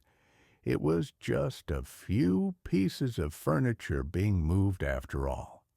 But he soon had to admit that the women going to and fro, their little calls to each other, the scraping of the furniture on the floor, all these things made him feel as if he were being assailed from all sides. With his head and legs pulled in against him and his body pressed to the floor, he was forced to admit to himself that he could not stand all of this much longer. They were emptying his room out, taking away everything that was dear to him. They had already taken out the chest containing his fret-saw and other tools. Now they threatened to remove the writing desk, with its place clearly worn into the floor, the desk where he had done his homework as a business trainee at high school, even while he had been at infant school. He really could not wait any longer to see whether the two women's intentions were good. He had nearly forgotten they were there anyway, as they were now too tired to say anything while they worked, and he could only hear their feet as they stepped heavily on the floor.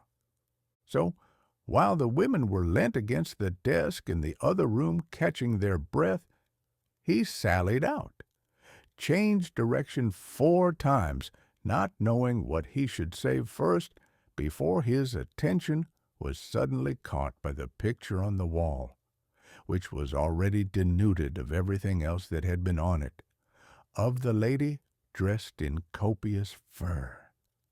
He hurried up onto the picture and pressed himself against its glass. It held him firmly and felt good on his hot belly. This picture, at least now totally covered by Gregor, would certainly be taken away by no one. He turned his head to face the door into the living room so that he could watch the women when they came back. They had not allowed themselves a long rest and came back quite soon. Greta had put her arm around her mother and was nearly carrying her. "What shall we take now, then?" "Swing," said Greta, and looked around. Her eyes met those of Gregor on the wall. Perhaps only because her mother was there, she remained calm, bent her face to her so that she would not look round, and said, albeit hurriedly and with a tremor in her voice, "Come on, let's go back in the living room for a while." Gregor could see what Greta had in mind. She wanted to take her mother somewhere safe, and then chase him down from the wall. Well, she could certainly try it. He sat unyielding on his picture. He would rather jump at Greta's face. But Greta's words had made her mother quite worried. She stepped to one side, saw the enormous brown patch against the flowers of the wallpaper, and before she even realized it was Gregor that she saw, screamed, "Oh, God! Oh, God!" Arms outstretched, she fell onto the couch as if she had given up everything and stayed there immobile. "Gregor!" shouted his sister, glowering at him and shaking her fist. That was the first word she had spoken to him directly since his transformation. She ran into the other room to fetch some kind of smelling salts to bring her mother out of her faint. Gregor wanted to help too. He could save his picture later, although he stuck fast to the glass and had to pull himself off by force. Then he, too, ran into the next room as if he could advise his sister like in the old days. But he had to just stand behind her, doing nothing. She was looking into various bottles. He startled her when she turned round. A bottle fell to the ground and broke. A splinter cut Gregor's face. Some kind of caustic medicine splashed all over him. Now, without delaying any longer, Greta took hold of all the bottles she could and ran with them into her mother. She slammed the door shut with her foot. So now Gregor was shut out from his mother, who, because of him, might be near to death. He could not open the door if he did not want to chase his sister away, and she had to stay with his mother. There was nothing for him to do but wait, and, oppressed with anxiety and self-reproach, he began to crawl about. He crawled over everything, walls, furniture, ceiling, and finally, in his confusion, as the whole room began to spin around him, he fell down into the middle of the dinner table. He lay there for a while, numb and immobile. All around him it was quiet. Maybe that was a good sign. Then there was someone at the door. The maid, of course, had locked herself in her kitchen so that Greta would have to go and answer it. His father had arrived home. "What's happened?" were his first words. Greta's appearance must have made everything clear to him. She answered him with subdued voice and openly pressed her face into his chest. "Mother's fainted, but she's better now. Gregor got out." "Just as I expected," said his father. "Just as I always said, but you women wouldn't listen, would you?" It was clear to Gregor that Greta had not said enough, and that his father took it to mean that something bad had happened, that he was responsible for some act of violence.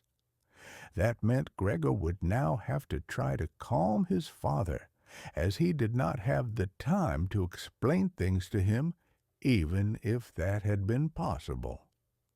So he fled to the door of his room and pressed himself against it, so that his father, when he came in from the hall, could see straight away that Gregor had the best intentions and would go back into his room without delay, that it would not be necessary to drive him back, but that they had only to open the door, and he would disappear.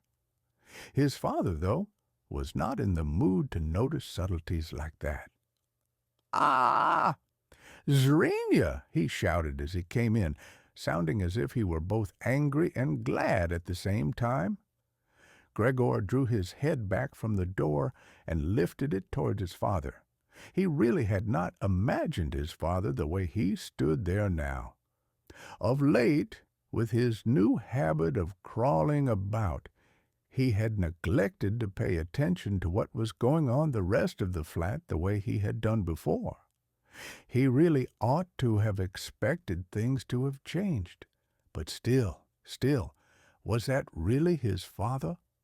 The same tired man as used to be laying there, entombed in his bed when Gregor came back from his business trips, who would receive him sitting in the armchair in his nightgown when he came back in the evenings, who was hardly even able to stand up, but, as a sign of his pleasure, would just raise his arms, and who, on the couple of times a year, when they went for a walk together on a Sunday or public holiday, wrapped up tightly in his overcoat between Gregor and his mother, would always labor his way forward a little more slowly than them, who were already walking slowly for his sake, who would place his stick down carefully, and if he wanted to say something, would invariably stop and gather his companions around him.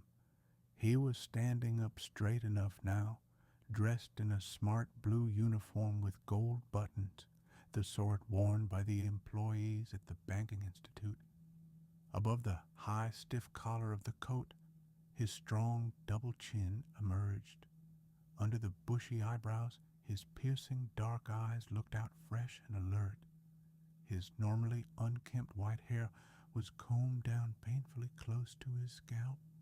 He took his cap, with its gold monogram from probably some bank, and threw it in an arc right across the room onto the sofa, put his hands in his trouser pockets, pushing back the bottom of his long uniform coat, and, with a look of determination, walked towards Gregor.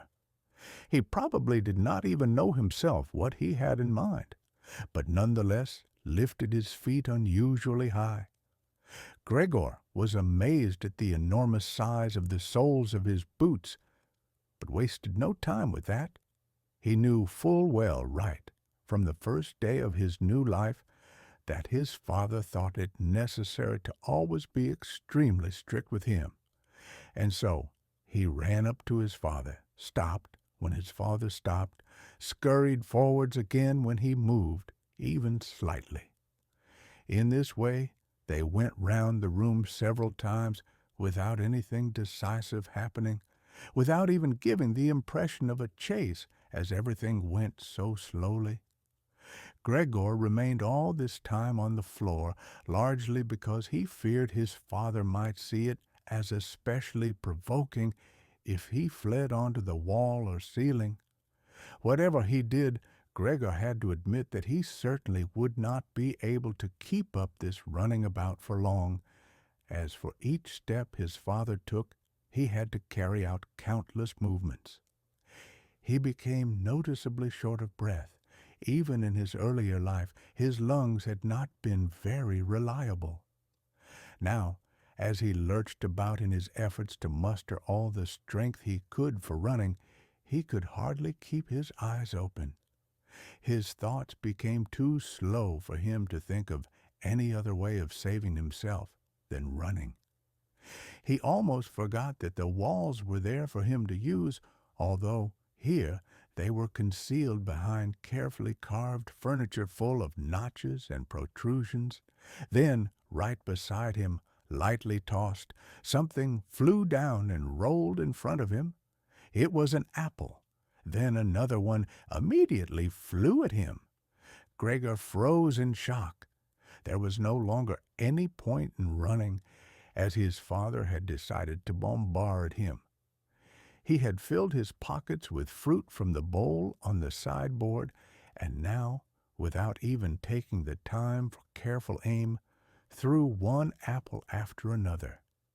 These little red apples rolled about on the floor, knocking into each other as if they had electric motors. An apple, thrown without much force, glanced against Gregor's back and slid off without doing any harm. Another one, however, immediately following it, hit squarely and lodged in his back. Gregor wanted to drag himself away, as if he could remove the incredible pain by changing his position, but he felt as if nailed to the spot and spread himself out, all his senses in confusion. The last thing he saw was the door of his room being pulled open. His sister was screaming. His mother ran out in front of her in her blouse. As his sister had taken off some of her clothes after she had fainted to make it easier for her to breathe, she ran to his father, her skirts unfastened and sliding one after another to the ground. Stumbling over the skirts, she pushed herself to his father, her arms around him, uniting herself with him totally. Now Gregor lost his ability to see anything, her hands behind his father's head, begging him to spare Gregor's life. A Boulevard, ebooksdirectory.com. Third, no one dared to remove the apple lodged in Gregor's flesh, so it remained there as a visible reminder of his injury. He had suffered it there for more than a month, and his condition seemed serious enough to remind even his father that Gregor, despite his current sad and revolting form, was a family member who could not be treated as an enemy. On the contrary, as a family, there was a duty to swallow any revulsion for him and to be patient, just to be patient. Because of his injuries, Gregor had lost much of his mobility, probably permanently.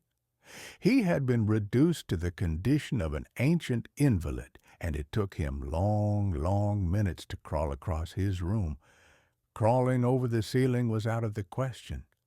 But this deterioration in his condition was fully, in his opinion, made up for by the door to the living room being left open every evening. He got into the habit of closely watching it for 1 or 2 hours before it was opened, and then, lying in the darkness of his room, where he could not be seen from the living room, he could watch the family in the light of the dinner table and listen to their conversation, with everyone's permission in a way, and thus quite differently from before. They no longer held the lively conversations of earlier times, of course, the ones that Gregor always thought about with longing, when he was tired and getting into the damp bed in some small hotel room. All of them were usually very quiet nowadays. Soon after dinner, his father would go to sleep in his chair. His mother and sister would urge each other to be quiet. His mother, bent deeply under the lamp, would sew fancy underwear for a fashion shop. His sister, who had taken a sales job, learned shorthand and French in the evenings, so that she might be able to get a better position later on. Sometimes his father would wake up and say to Gregor's mother, "You're doing so much sewing again today." Zrenia, как if he did not know that he had been dozing. And then he would go back to sleep again, while mother and sister would exchange a tired grin. With a kind of stubbornness, Gregor's father refused to take his uniform off even at home. While his nightgown hung unused on its peg, Gregor's father would slumber where he was, fully dressed, as if always ready to serve and expecting to hear the voice of his superior even here. The uniform had not been new to start with, but as a result of this, it slowly became even shabbier, despite the efforts of Gregor's mother and sister to look after it. Gregor would often spend the whole evening looking at all the stains on this coat, with its gold buttons always kept polished and shiny, while the old man in it would sleep, highly uncomfortable but peaceful. As soon as it struck 10, Gregor's mother would speak gently to his father to wake him and try to persuade him to go to bed, as he couldn't sleep properly where he was, and he really had to get his sleep if he was to be up at 6 to get to work. But since he had been in work, he had become more obstinate and would always insist on staying longer at the table, even though he regularly fell asleep, and it was then harder than ever to persuade him to exchange the chair for his bed. Then, however much mother and sister would importune him with little reproaches and warnings, he would keep slowly shaking his head for a quarter of an hour, with his eyes closed and refusing to get up.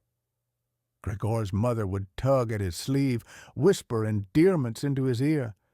Gregor's sister would leave her work to help her mother, but nothing would have any effect on him. He would just sink deeper into his chair. Only when the two women took him under the arms, he would abruptly open his eyes, look at them one after the other, and say, "What a life! This is what peace I get in my old age." And supported by the two women, he would lift himself up carefully as if he were carrying the greatest load himself. Let the women take him to the door, send them off, and carry on by himself, while Gregor's mother would throw down her needle and his sister her pen, so that they could run after his father and continue being of help to him. Who, in this tired and overworked family, would have had time to give more attention to Gregor than was absolutely necessary? The household budget became even smaller, so now the maid was dismissed.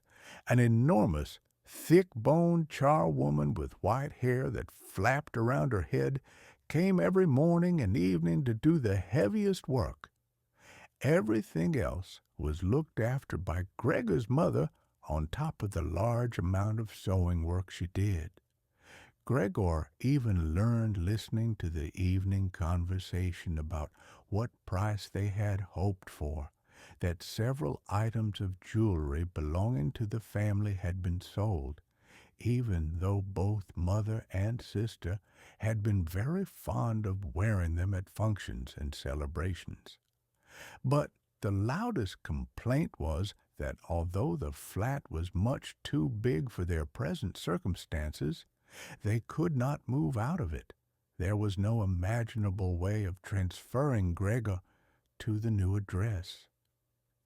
He could see quite well, though, that there were more reasons than consideration for him that made it difficult for them to move. It would have been quite easy to transport him in any suitable crate with a few air holes in it.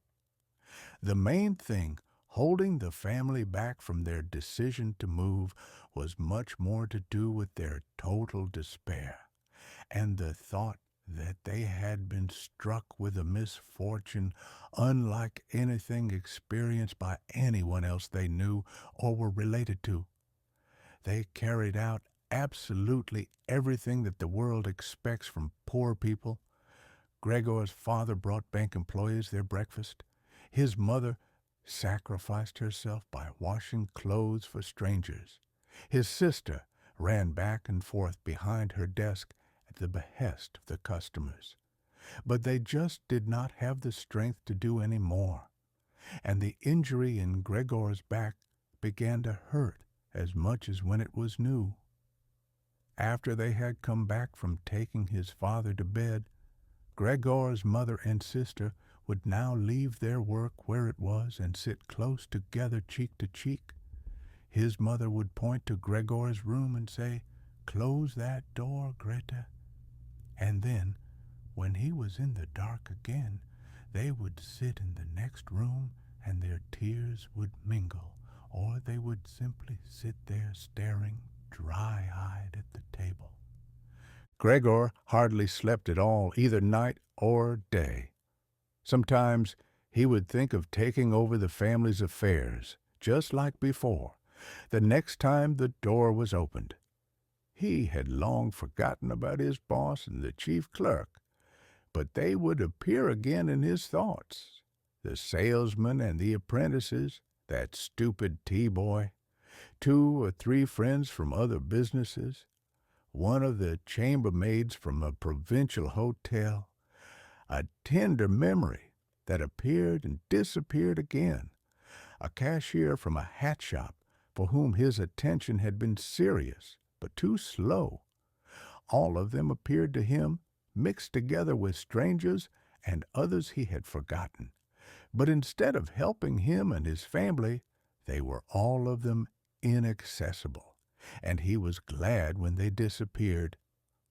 Other times, he was not at all in the mood to look after his family. He was filled with simple rage about the lack of attention he was shown, and although he could think of nothing he would have wanted, he made plans of how he could get into the pantry where he could take all the things he was entitled to, even if he was not hungry.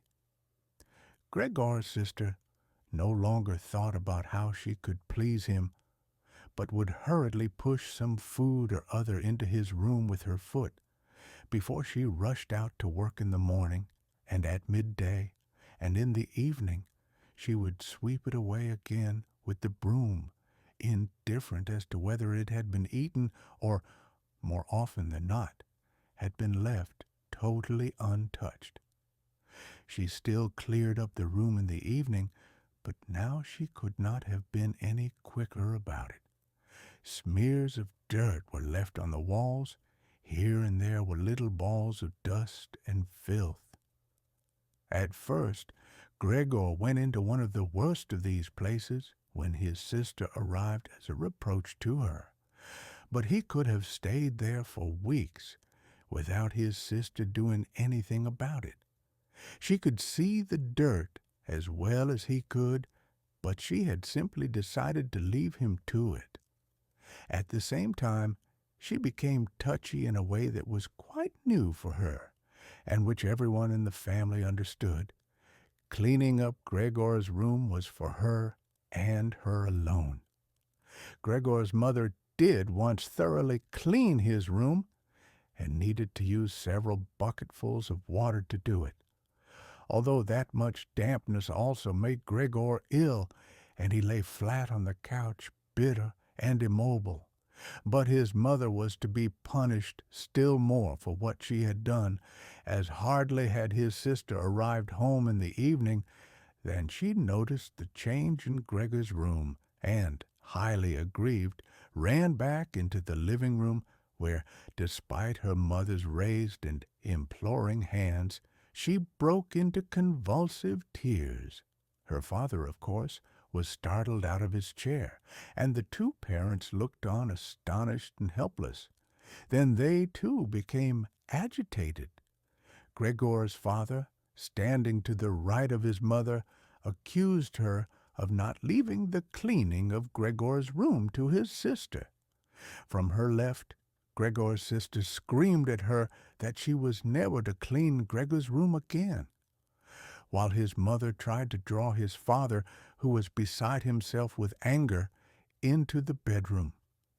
His sister, quaking with tears, thumped on the table with her small fists, and Gregor hissed in anger that no one had even thought of closing the door to save him the sight of this and all its noise. Gregor's sister was exhausted from going out to work, and looking after Gregor, as she had done before, was even more work for her. But even so, his mother ought certainly not to have taken her place. Gregor, on the other hand, ought not to be neglected. Now, though, the charwoman was here, this elderly widow, with a robust bone structure that made her able to withstand the hardest of things in her long life, wasn't really repelled by Gregor. Just by chance one day, rather than any real curiosity, she opened the door to Gregor's room and found herself face to face with him. He was taken totally by surprise. No one was chasing him, but he began to rush to and fro while she just stood there in amazement, with her hands crossed in front of her. From then on, she never failed to open the door slightly every evening and morning and look briefly in on him. At first, she would call to him as she did so with words that she probably considered friendly, such as, "Come on then, you old dung beetle," component placement, or "Look at the old dung beetle there." Gregor never responded to being spoken to in that way, but just remained where he was without moving, as if the door had never even been opened. If only they had told this charwoman to clean up his room every day instead of letting her disturb him for no reason whenever she felt like it. One day, early in the morning, while a heavy rain struck the window panes, perhaps indicating that spring was coming, she began to speak to him in that way once again. Gregor was so resentful of it that he started to move toward her. He was slow and infirm, but it was like a kind of attack. Instead of being afraid, the charwoman just lifted up one of the chairs from near the door and stood there with her mouth open, clearly intending not to close her mouth until the chair in her hand had been slammed down into Gregor's back. "Aren't you coming any closer, then?" "Component placement," she asked when Gregor turned round again, and she calmly put the chair back in the corner. Gregor had almost entirely stopped eating. Only if he happened to find himself next to the food that had been prepared for him, he might take some of it into his mouth to play with it, leave it there a few hours, and then, more often than not, spit it out again. At first, he thought it was distress at the state of his room that stopped him eating, but he had soon got used to the changes made there. They had got into the habit of putting things into this room that they had no room for anywhere else, and there were now many such things as one of the rooms in the flat had been rented out to 3 gentlemen. These earnest gentlemen, all 3 of them had full beards, as Gregor learned peering through the crack in the door one day, were painfully insistent on things being tidy. This meant not only in their own room, but, since they had taken a room in this establishment, in the entire flat and especially in the kitchen. Unnecessary clutter was something they could not tolerate, especially if it was dirty. They had moreover brought most of their own furnishings and equipment with them. For this reason, many things had become superfluous, which, although they could not be sold, the family did not wish to discard. All these things found their way into Gregor's room. The dustbins from the kitchen found their way in there, too. The charwoman was always in a hurry, and anything she couldn't use for the time being, she would just chuck in there. He, fortunately, would usually see no more than the object and the hand that held it. The woman most likely meant to fetch the things back out again when she had time and the opportunity, or to throw everything out in one go, but what actually happened was that they were left where they landed when they had first been thrown, unless Gregor made his way through the junk and moved it somewhere else. At first he moved it because, with no other room free where he could crawl about, he was forced to, but later on he came to enjoy it, although moving about in the way left him sad and tired to death, and he would remain immobile for hours afterwards.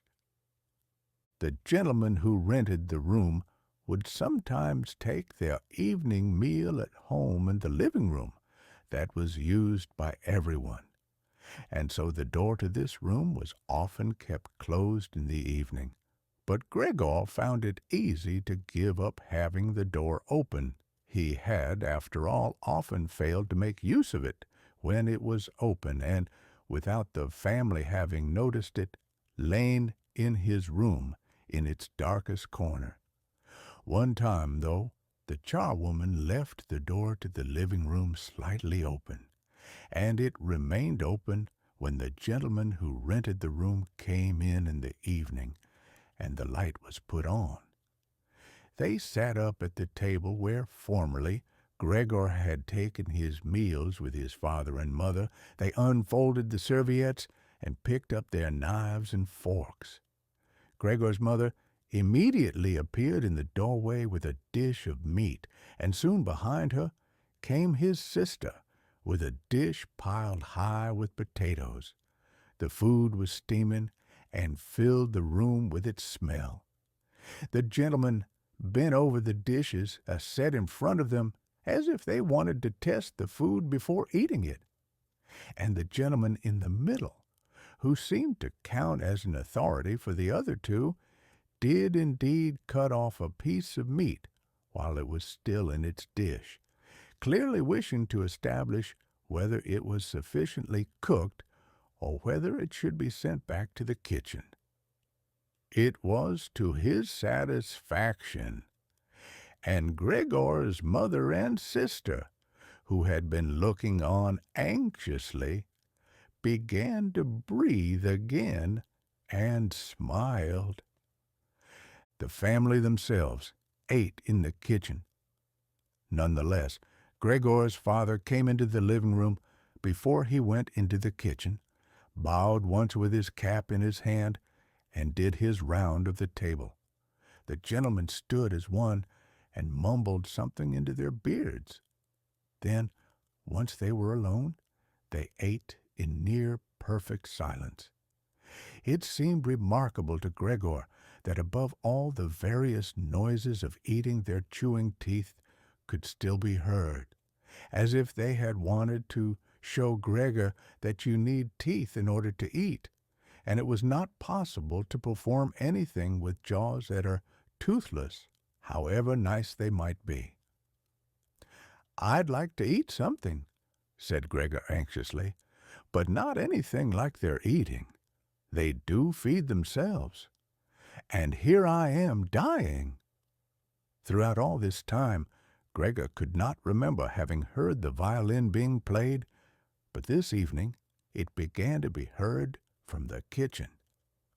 The three gentlemen had already finished their meal. The one in the middle had produced a newspaper, given a page to each of the others, and now they leant back in their chairs, reading them and smoking. When the violin began playing, they became attentive, stood up, and went on tiptoe over to the door of the hallway, where they stood pressed against each other. Someone must have heard them in the kitchen, as Gregor's father called out, "Is the playing perhaps unpleasant for the gentleman? We can stop it straight away."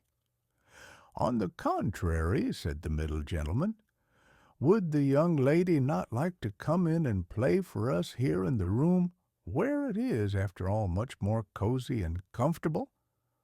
"Oh, yes, we'd love to," called back Gregor's father, as if he had been the violin player himself. The gentleman stepped back into the room and waited. Gregor's father soon appeared with the music stand, his mother with the music, and his sister with the violin. She calmly prepared everything for her to begin playing.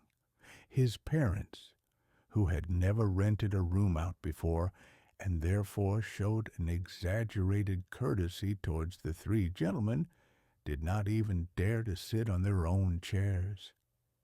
His father leant against the door with his right hand pushed in between two buttons on his uniform coat. His mother, though, was offered a seat by one of the gentlemen, and sat, leaving the chair where the gentleman happened to have placed it, out of the way in a corner. His sister began to play. Father and mother paid close attention, one on each side, to the movements of her hands. Drawn in by the playing, Gregor had dared to come forward a little, and already had his head in the living room. Before, he had taken great pride in how considerate he was, but now it hardly occurred to him that he had become so thoughtless about the others. What's more, there was now all the more reason to keep himself hidden, as he was covered in the dust that lay everywhere in his room and flew up at the slightest movement. He carried threads, hairs, and remains of food about on his back and sides. He was much too indifferent to everything now to lay on his back and wipe himself on the carpet like he had used to do several times a day, and despite this condition, he was not too shy to move forward a little onto the immaculate floor of the living room. No one noticed him, though. The family was totally preoccupied with the violin playing. At first, the three gentlemen had put their hands in their pockets and come up far too close behind the music stand to look at all the notes being played, and they must have disturbed Gregor's sister.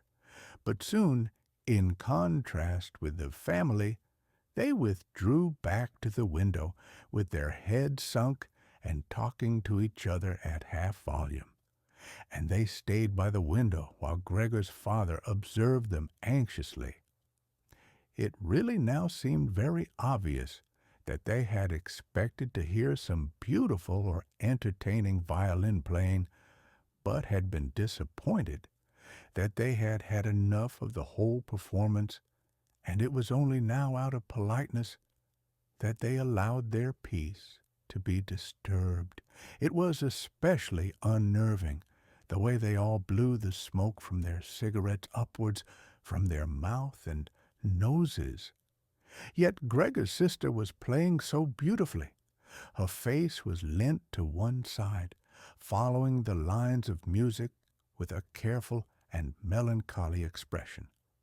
Gregor crawled a little further forward, keeping his head close to the ground so that he could meet her eyes. If the chance came, was he an animal if music could captivate him so? It seemed to him that he was being shown the way to the unknown nourishment he had been yearning for.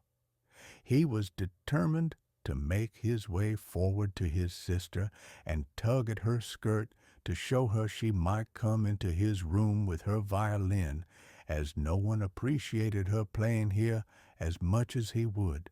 He never wanted to let her out of his room, not while he lived anyway. His shocking appearance should for once be of some use to him. He wanted to be at every door of his room at once to hiss and spit at the attackers. His sister should not be forced to stay with him, though, but stay of her own free will.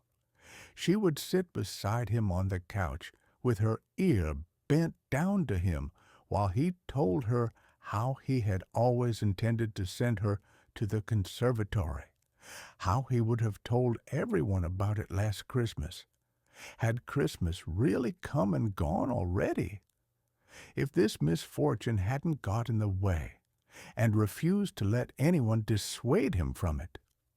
On hearing all this, his sister would break out in tears of emotion, and Gregor would climb up to her shoulder and kiss her neck, which, since she had been going out to work, she had kept free without any necklace or collar. "Mr. Samsa, component placement," shouted the middle gentleman to Gregor's father, pointing, without wasting any more words, with his forefinger at Gregor as he slowly moved forward. The violin went silent.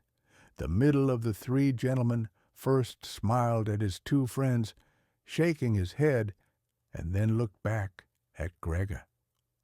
His father seemed to think it more important to calm the three gentlemen before driving Gregor out, even though they were not at all upset, and seemed to think Gregor was more entertaining than the violin playing had been.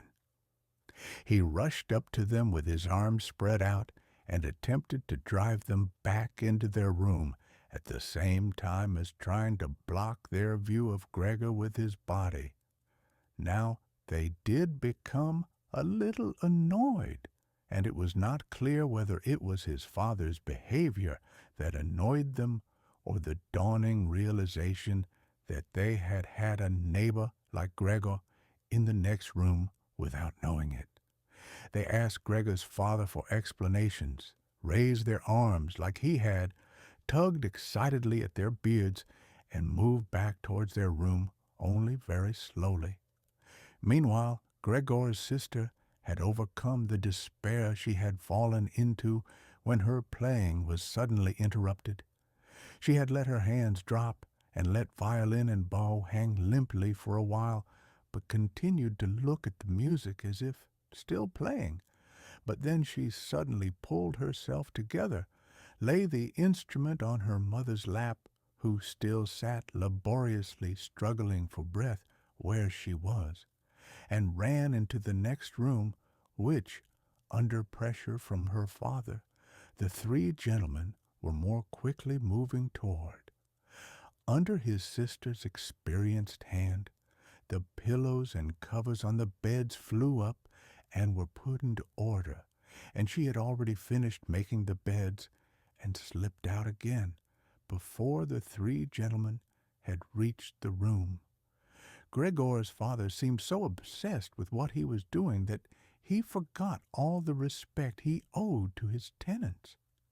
He urged them and pressed them until, when he was already at the door of the room, the middle of the three gentlemen shouted like thunder and stamped his foot, and thereby brought Gregor's father to a halt. "I declare here and now," he said, raising his hand and glancing at Gregor's mother and sister to gain their attention too, that with regard to the repugnant conditions that prevail in this flat and with this family, here he looked briefly but decisively at the floor, "I give immediate notice on my room. For the days that I have been living here I will of course pay nothing at all. On the contrary, I will consider whether to proceed with some kind of action for damages from you, and believe me, it would be very easy to set out the grounds for such an action." He was silent and looked straight ahead, as if waiting for something, and indeed his two friends joined in with the words, "And we also give immediate notice." With that, he took hold of the door handle and slammed the door. Gregor's father staggered back to his seat, feeling his way with his hands, and fell into it.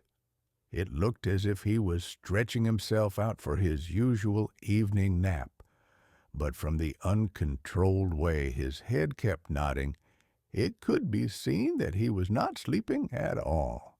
Throughout all this, Gregor had lain still where the three gentlemen had first seen him. His disappointment at the failure of his plan, and perhaps also because he was weak from hunger, made it impossible for him to move. He was sure that everyone would turn on him any moment, and he waited. He was not even startled out of this state when the violin on his mother's lap fell from her trembling fingers and landed loudly on the floor. "Father, mother," said his sister, hitting the table with her hand as introduction, "we can't carry on like this. Maybe you can't see it, but I can. I don't want to call this monster my brother. All I can say is, we have to try and get rid of it. We've done all that's humanly possible to look after it and be patient. I don't think anyone could accuse us of doing anything wrong." "She's absolutely right," said Gregor's father to himself.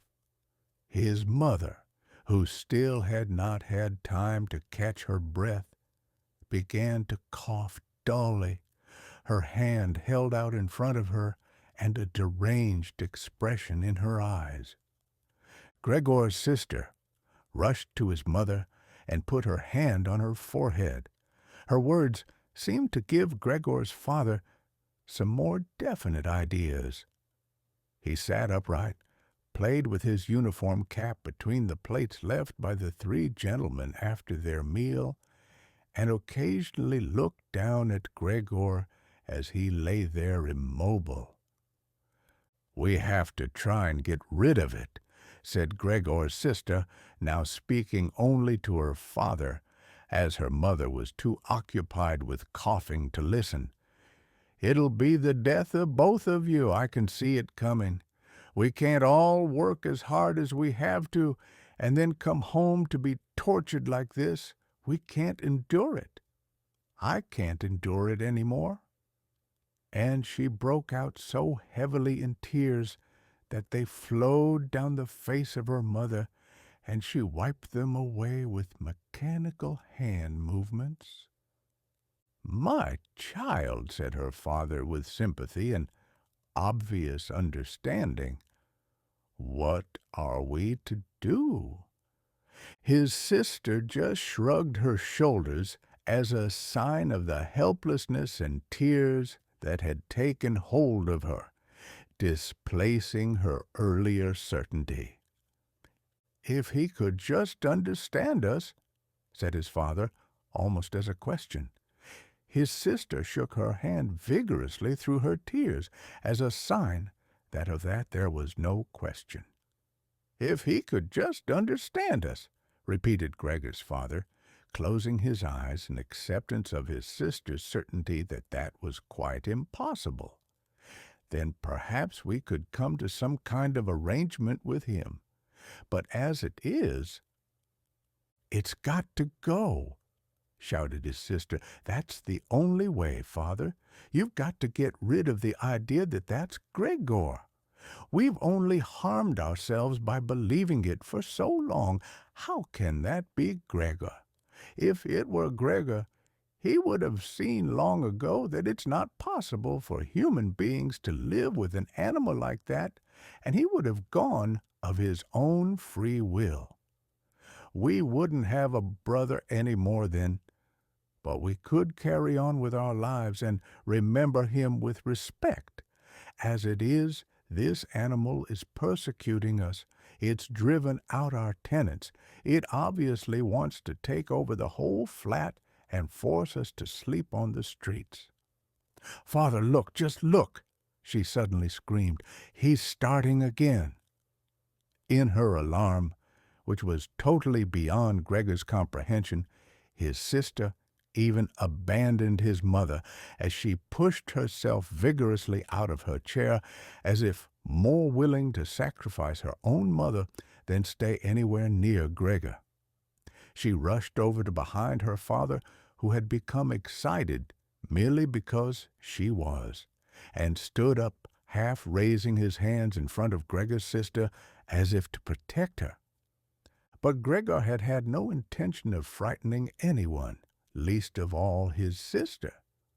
All he had done was begin to turn round so that he could go back into his room, although that was in itself quite startling, as his pain, racked condition, meant that turning round required a great deal of effort, and he was using his head to help himself do it, repeatedly raising it and striking it against the floor. He stopped and looked round. They seemed to have realized his good intention and had only been alarmed briefly. Now they all looked at him in unhappy silence. His mother lay in her chair with her legs stretched out and pressed against each other, her eyes nearly closed with exhaustion. His sister sat next to his father, with her arms around his neck. "Maybe now they'll let me turn round," thought Gregor, and went back to work. He could not help panting loudly with the effort, and had sometimes to stop and take a rest. No one was making him rush any more. Everything was left up to him. As soon as he had finally finished turning round, he began to move straight ahead. He was amazed at the great distance that separated him from his room, and could not understand how he had covered that distance in his weak state a little while before, and almost without noticing it. He concentrated on crawling as fast as he could, and hardly noticed that there was not a word, not any cry, from his family to distract him. He did not turn his head until he had reached the doorway. He did not turn it all the way round, as he felt his neck becoming stiff. But it was none the less enough to see that nothing behind him had changed, only his sister had stood up. With his last glance, he saw that his mother had now fallen completely asleep. He was hardly inside his room before the door was hurriedly shut, bolted, and locked. The sudden noise behind Gregor so startled him that his little legs collapsed under him. It was his sister who had been in so much of a rush. She had been standing there waiting and sprung forward lightly. Gregor had not heard her coming at all, and as she turned the key in the lock, she said loudly to her parents, "At last!" "What now, then?" Swing Gregor asked himself as he looked round in the darkness. He soon made the discovery that he could no longer move at all. This was no surprise to him, it seemed, rather that being able to actually move around on those spindly little legs until then was unnatural. He also felt relatively comfortable. It is true that his entire body was aching, but the pain seemed to be slowly getting weaker and weaker, and would finally disappear altogether. He could already hardly feel the decayed apple in his back, or the inflamed area around it, which was entirely covered in white dust. He thought back of his family with emotion and love. If it was possible, he felt that he must go away even more strongly than his sister. He remained in this state of empty and peaceful rumination until he heard the clock tower strike 3 in the morning. He watched as it slowly began to get light everywhere outside the window, too. Then, without his willing it, his head sank down completely, and his last breath flowed weakly from his nostrils. When the cleaner came in early in the morning, they'd often asked her not to keep slamming the doors, but with her strength and in her hurry, she still did, so that everyone in the flat knew when she'd arrived, and from then on it was impossible to sleep in peace. She made her usual brief look in on Gregor, and at first found nothing special. She thought he was laying there so still on purpose, playing the martyr. She attributed all possible understanding to him. She happened to be holding the long broom in her hand, so she tried to tickle Gregor with it from the doorway. When she had no success with that, she tried to make a nuisance of herself and poked at him a little, and only when she found she could shove him across the floor with no resistance at all did she start to pay attention. She soon realized what had really happened, opened her eyes wide, whistled to herself, but did not waste time to yank open the bedroom doors and shout loudly into the darkness of the bedrooms, "Come and 'ave a look at this, it's dead, just lying there, stone dead." Mr. and Mrs. Samsa sat upright there in their marriage bed and had to make an effort to get over the shock caused by the cleaner before they could grasp what she was saying. But then, each from his own side, they hurried out of bed. Mr. Samsa threw the blanket over his shoulders. Mrs. Samsa just came out in her nightdress, and that is how they went into Gregor's room. On the way, they opened the door to the living room where Greta had been sleeping since the 3 gentlemen had moved in. She was fully dressed as if she had never been asleep, and the paleness of her face seemed to confirm this. "Dead?" logically asked Mrs. Samsa, looking at the charwoman inquiringly, even though she could have checked for herself and could have known it even without checking. "That's what I said," replied the cleaner, and to prove it, she gave Gregor's body another shove with the broom, sending it sideways across the floor. Mrs. Samsa made a movement as if she wanted to hold back the broom, but did not complete it. "Now then," said Mr. Samsa, "let's give thanks to God for that." He crossed himself, and the 3 women followed his example. Greta, who had not taken her eyes from the corpse, said, "Just look how thin he was. He didn't eat anything for so long. The food came out again just the same as when it went in." Gregor's body was indeed completely dried up and flat. They had not seen it until then, but now he was not lifted up on his little legs, nor did he do anything to make them look away. "Greta, come with us in here for a little while," said Mrs. Samsa with a pained smile, and Greta followed her parents into the bedroom, but not without looking back at the body. The cleaner shut the door and opened the window wide. Although it was still early in the morning, the fresh air had something of warmth mixed in with it. It was already the end of March, after all.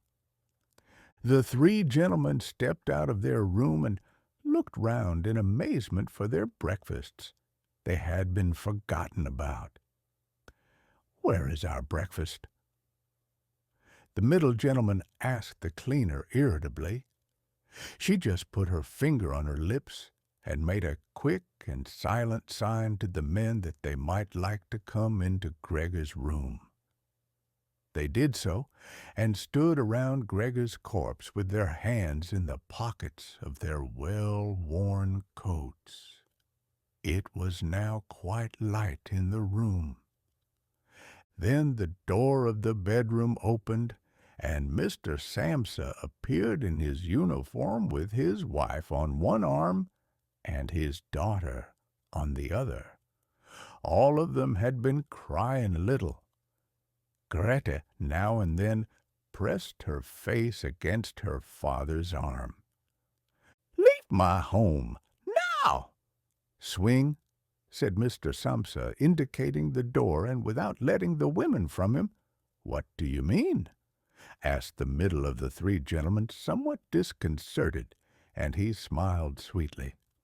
The other two held their hands behind their backs and continually rubbed them together in gleeful anticipation of a loud quarrel which could only end in their favor. "I mean just what I said," answered Mr. Samsa, and with his two companions went in a straight line towards the man. At first he stood there still, looking at the ground as if the contents of his head were rearranging themselves into new positions. "All right, we'll go then," he said, and looked up at Mr. Samsa as if he had been suddenly overcome with humility and wanted permission again from Mr. Samsa for his decision. Mr. Samsa merely opened his eyes wide and briefly nodded to him several times. That, and without delay, the man actually did take long strides into the front hallway. His two friends had stopped rubbing their hands some time before and had been listening to what was being said. Now they jumped off after their friend as if taken with a sudden fear that Mr. Samsa might go into the hallway in front of them and break the connection with their leader. Once there, all three took their hats from the stand, took their sticks from the holder, bowed without a word, and left the premises. Mr. Samsa and the two women followed them out onto the landing, but they had had no reason to mistrust the men's intentions, and as they leaned over the landing, they saw how the three gentlemen made slow but steady progress down the many steps.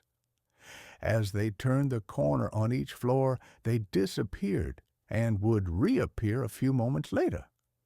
The further down they went, the more that the Samsa family lost interest in them. When a butcher's boy, proud of posture with his tray on his head, passed them on his way up and came nearer than they were, Mr. Samsa and the women came away from the landing and went, as if relieved, back into the flat. They decided the best way to make use of that day was for relaxation and to go for a walk. Not only had they earned a break from work, but they were in serious need of it. So they sat at the table and wrote 3 letters of excusal, Mr. Samsa to his employers, Mrs. Samsa to her contractor, and Greta to her principal. The cleaner came in while they were writing to tell them she was going. She'd finished her work for that morning. The three of them at first just nodded, without looking up from what they were writing, and it was only when the cleaner still did not seem to want to leave that they looked up in irritation. "Well?" Swing asked Mr. Samsa. The charwoman stood in the doorway with a smile on her face as if she had some tremendous good news to report, but would only do it if she was clearly asked to. The almost vertical little ostrich feather on her hat, which had been source of irritation to Mr. Samsa all the time she had been working for them, swayed gently in all directions. "What is it you want, then?" logically asked Mrs. Samsa, whom the cleaner had the most respect for. "Yes," she answered, and broke into a friendly laugh that made her unable to speak straight away. "Well, then, that thing in there, you needn't worry about how you're going to get rid of it. That's all been sorted out." Mrs. Samsa and Greta bent down over their letters as if intent on continuing with what they were writing. Mr. Samsa saw that the cleaner wanted to start describing everything in detail, but with outstretched hand he made it quite clear that she was not to. So, as she was prevented from telling them all about it, she suddenly remembered what a hurry she was in, and, clearly peeved, called out, "Cheerio, then, everyone," turned round sharply, and left, slamming the door terribly as she went. "Tonight she gets sacked," said Mr. Samsa, but he received no reply from either his wife or his daughter, as the charwoman seemed to have destroyed the peace they had only just gained. They got up and went over to the window, where they remained with their arms around each other. Mr. Samsa twisted round in his chair to look at them, and sat there watching for a while. Then he called out, "Come here, then. Let's forget about all that old stuff, shall we? Come and give me a bit of attention." The two women immediately did as he said, hurrying over to him, where they kissed him and hugged him, and then they quickly finished their letters. After that, the three of them left the flat together, which was something they had not done for months, and took the tram out to the open country outside the town. They had the tram, filled with warm sunshine, all to themselves. Leant back comfortably on their seats, they discussed their prospects, and found that on closer examination they were not at all bad. Until then they had never asked each other about their work, but all three had jobs which were very good and held particularly good promise for the future. The greatest improvement for the time being, of course, would be achieved quite easily by moving house. What they needed now was a flat that was smaller and cheaper than the current one which had been chosen by Gregor, one that was in a better location and, most of all, more practical. All the time, Greta was becoming livelier. With all the worry they had been having of late, her cheeks had become pale, but while they were talking, Mr. and Mrs. Samsa were struck almost simultaneously with the thought of how their daughter was blossoming into a well-built and beautiful young lady. They became quieter. Just from each other's glance, and almost without knowing it, they agreed that it would soon be time to find a good man for her. And as if in confirmation of their new dreams and good intentions, as soon as they reached their destination, Greta was the first to get up and stretch out her young body.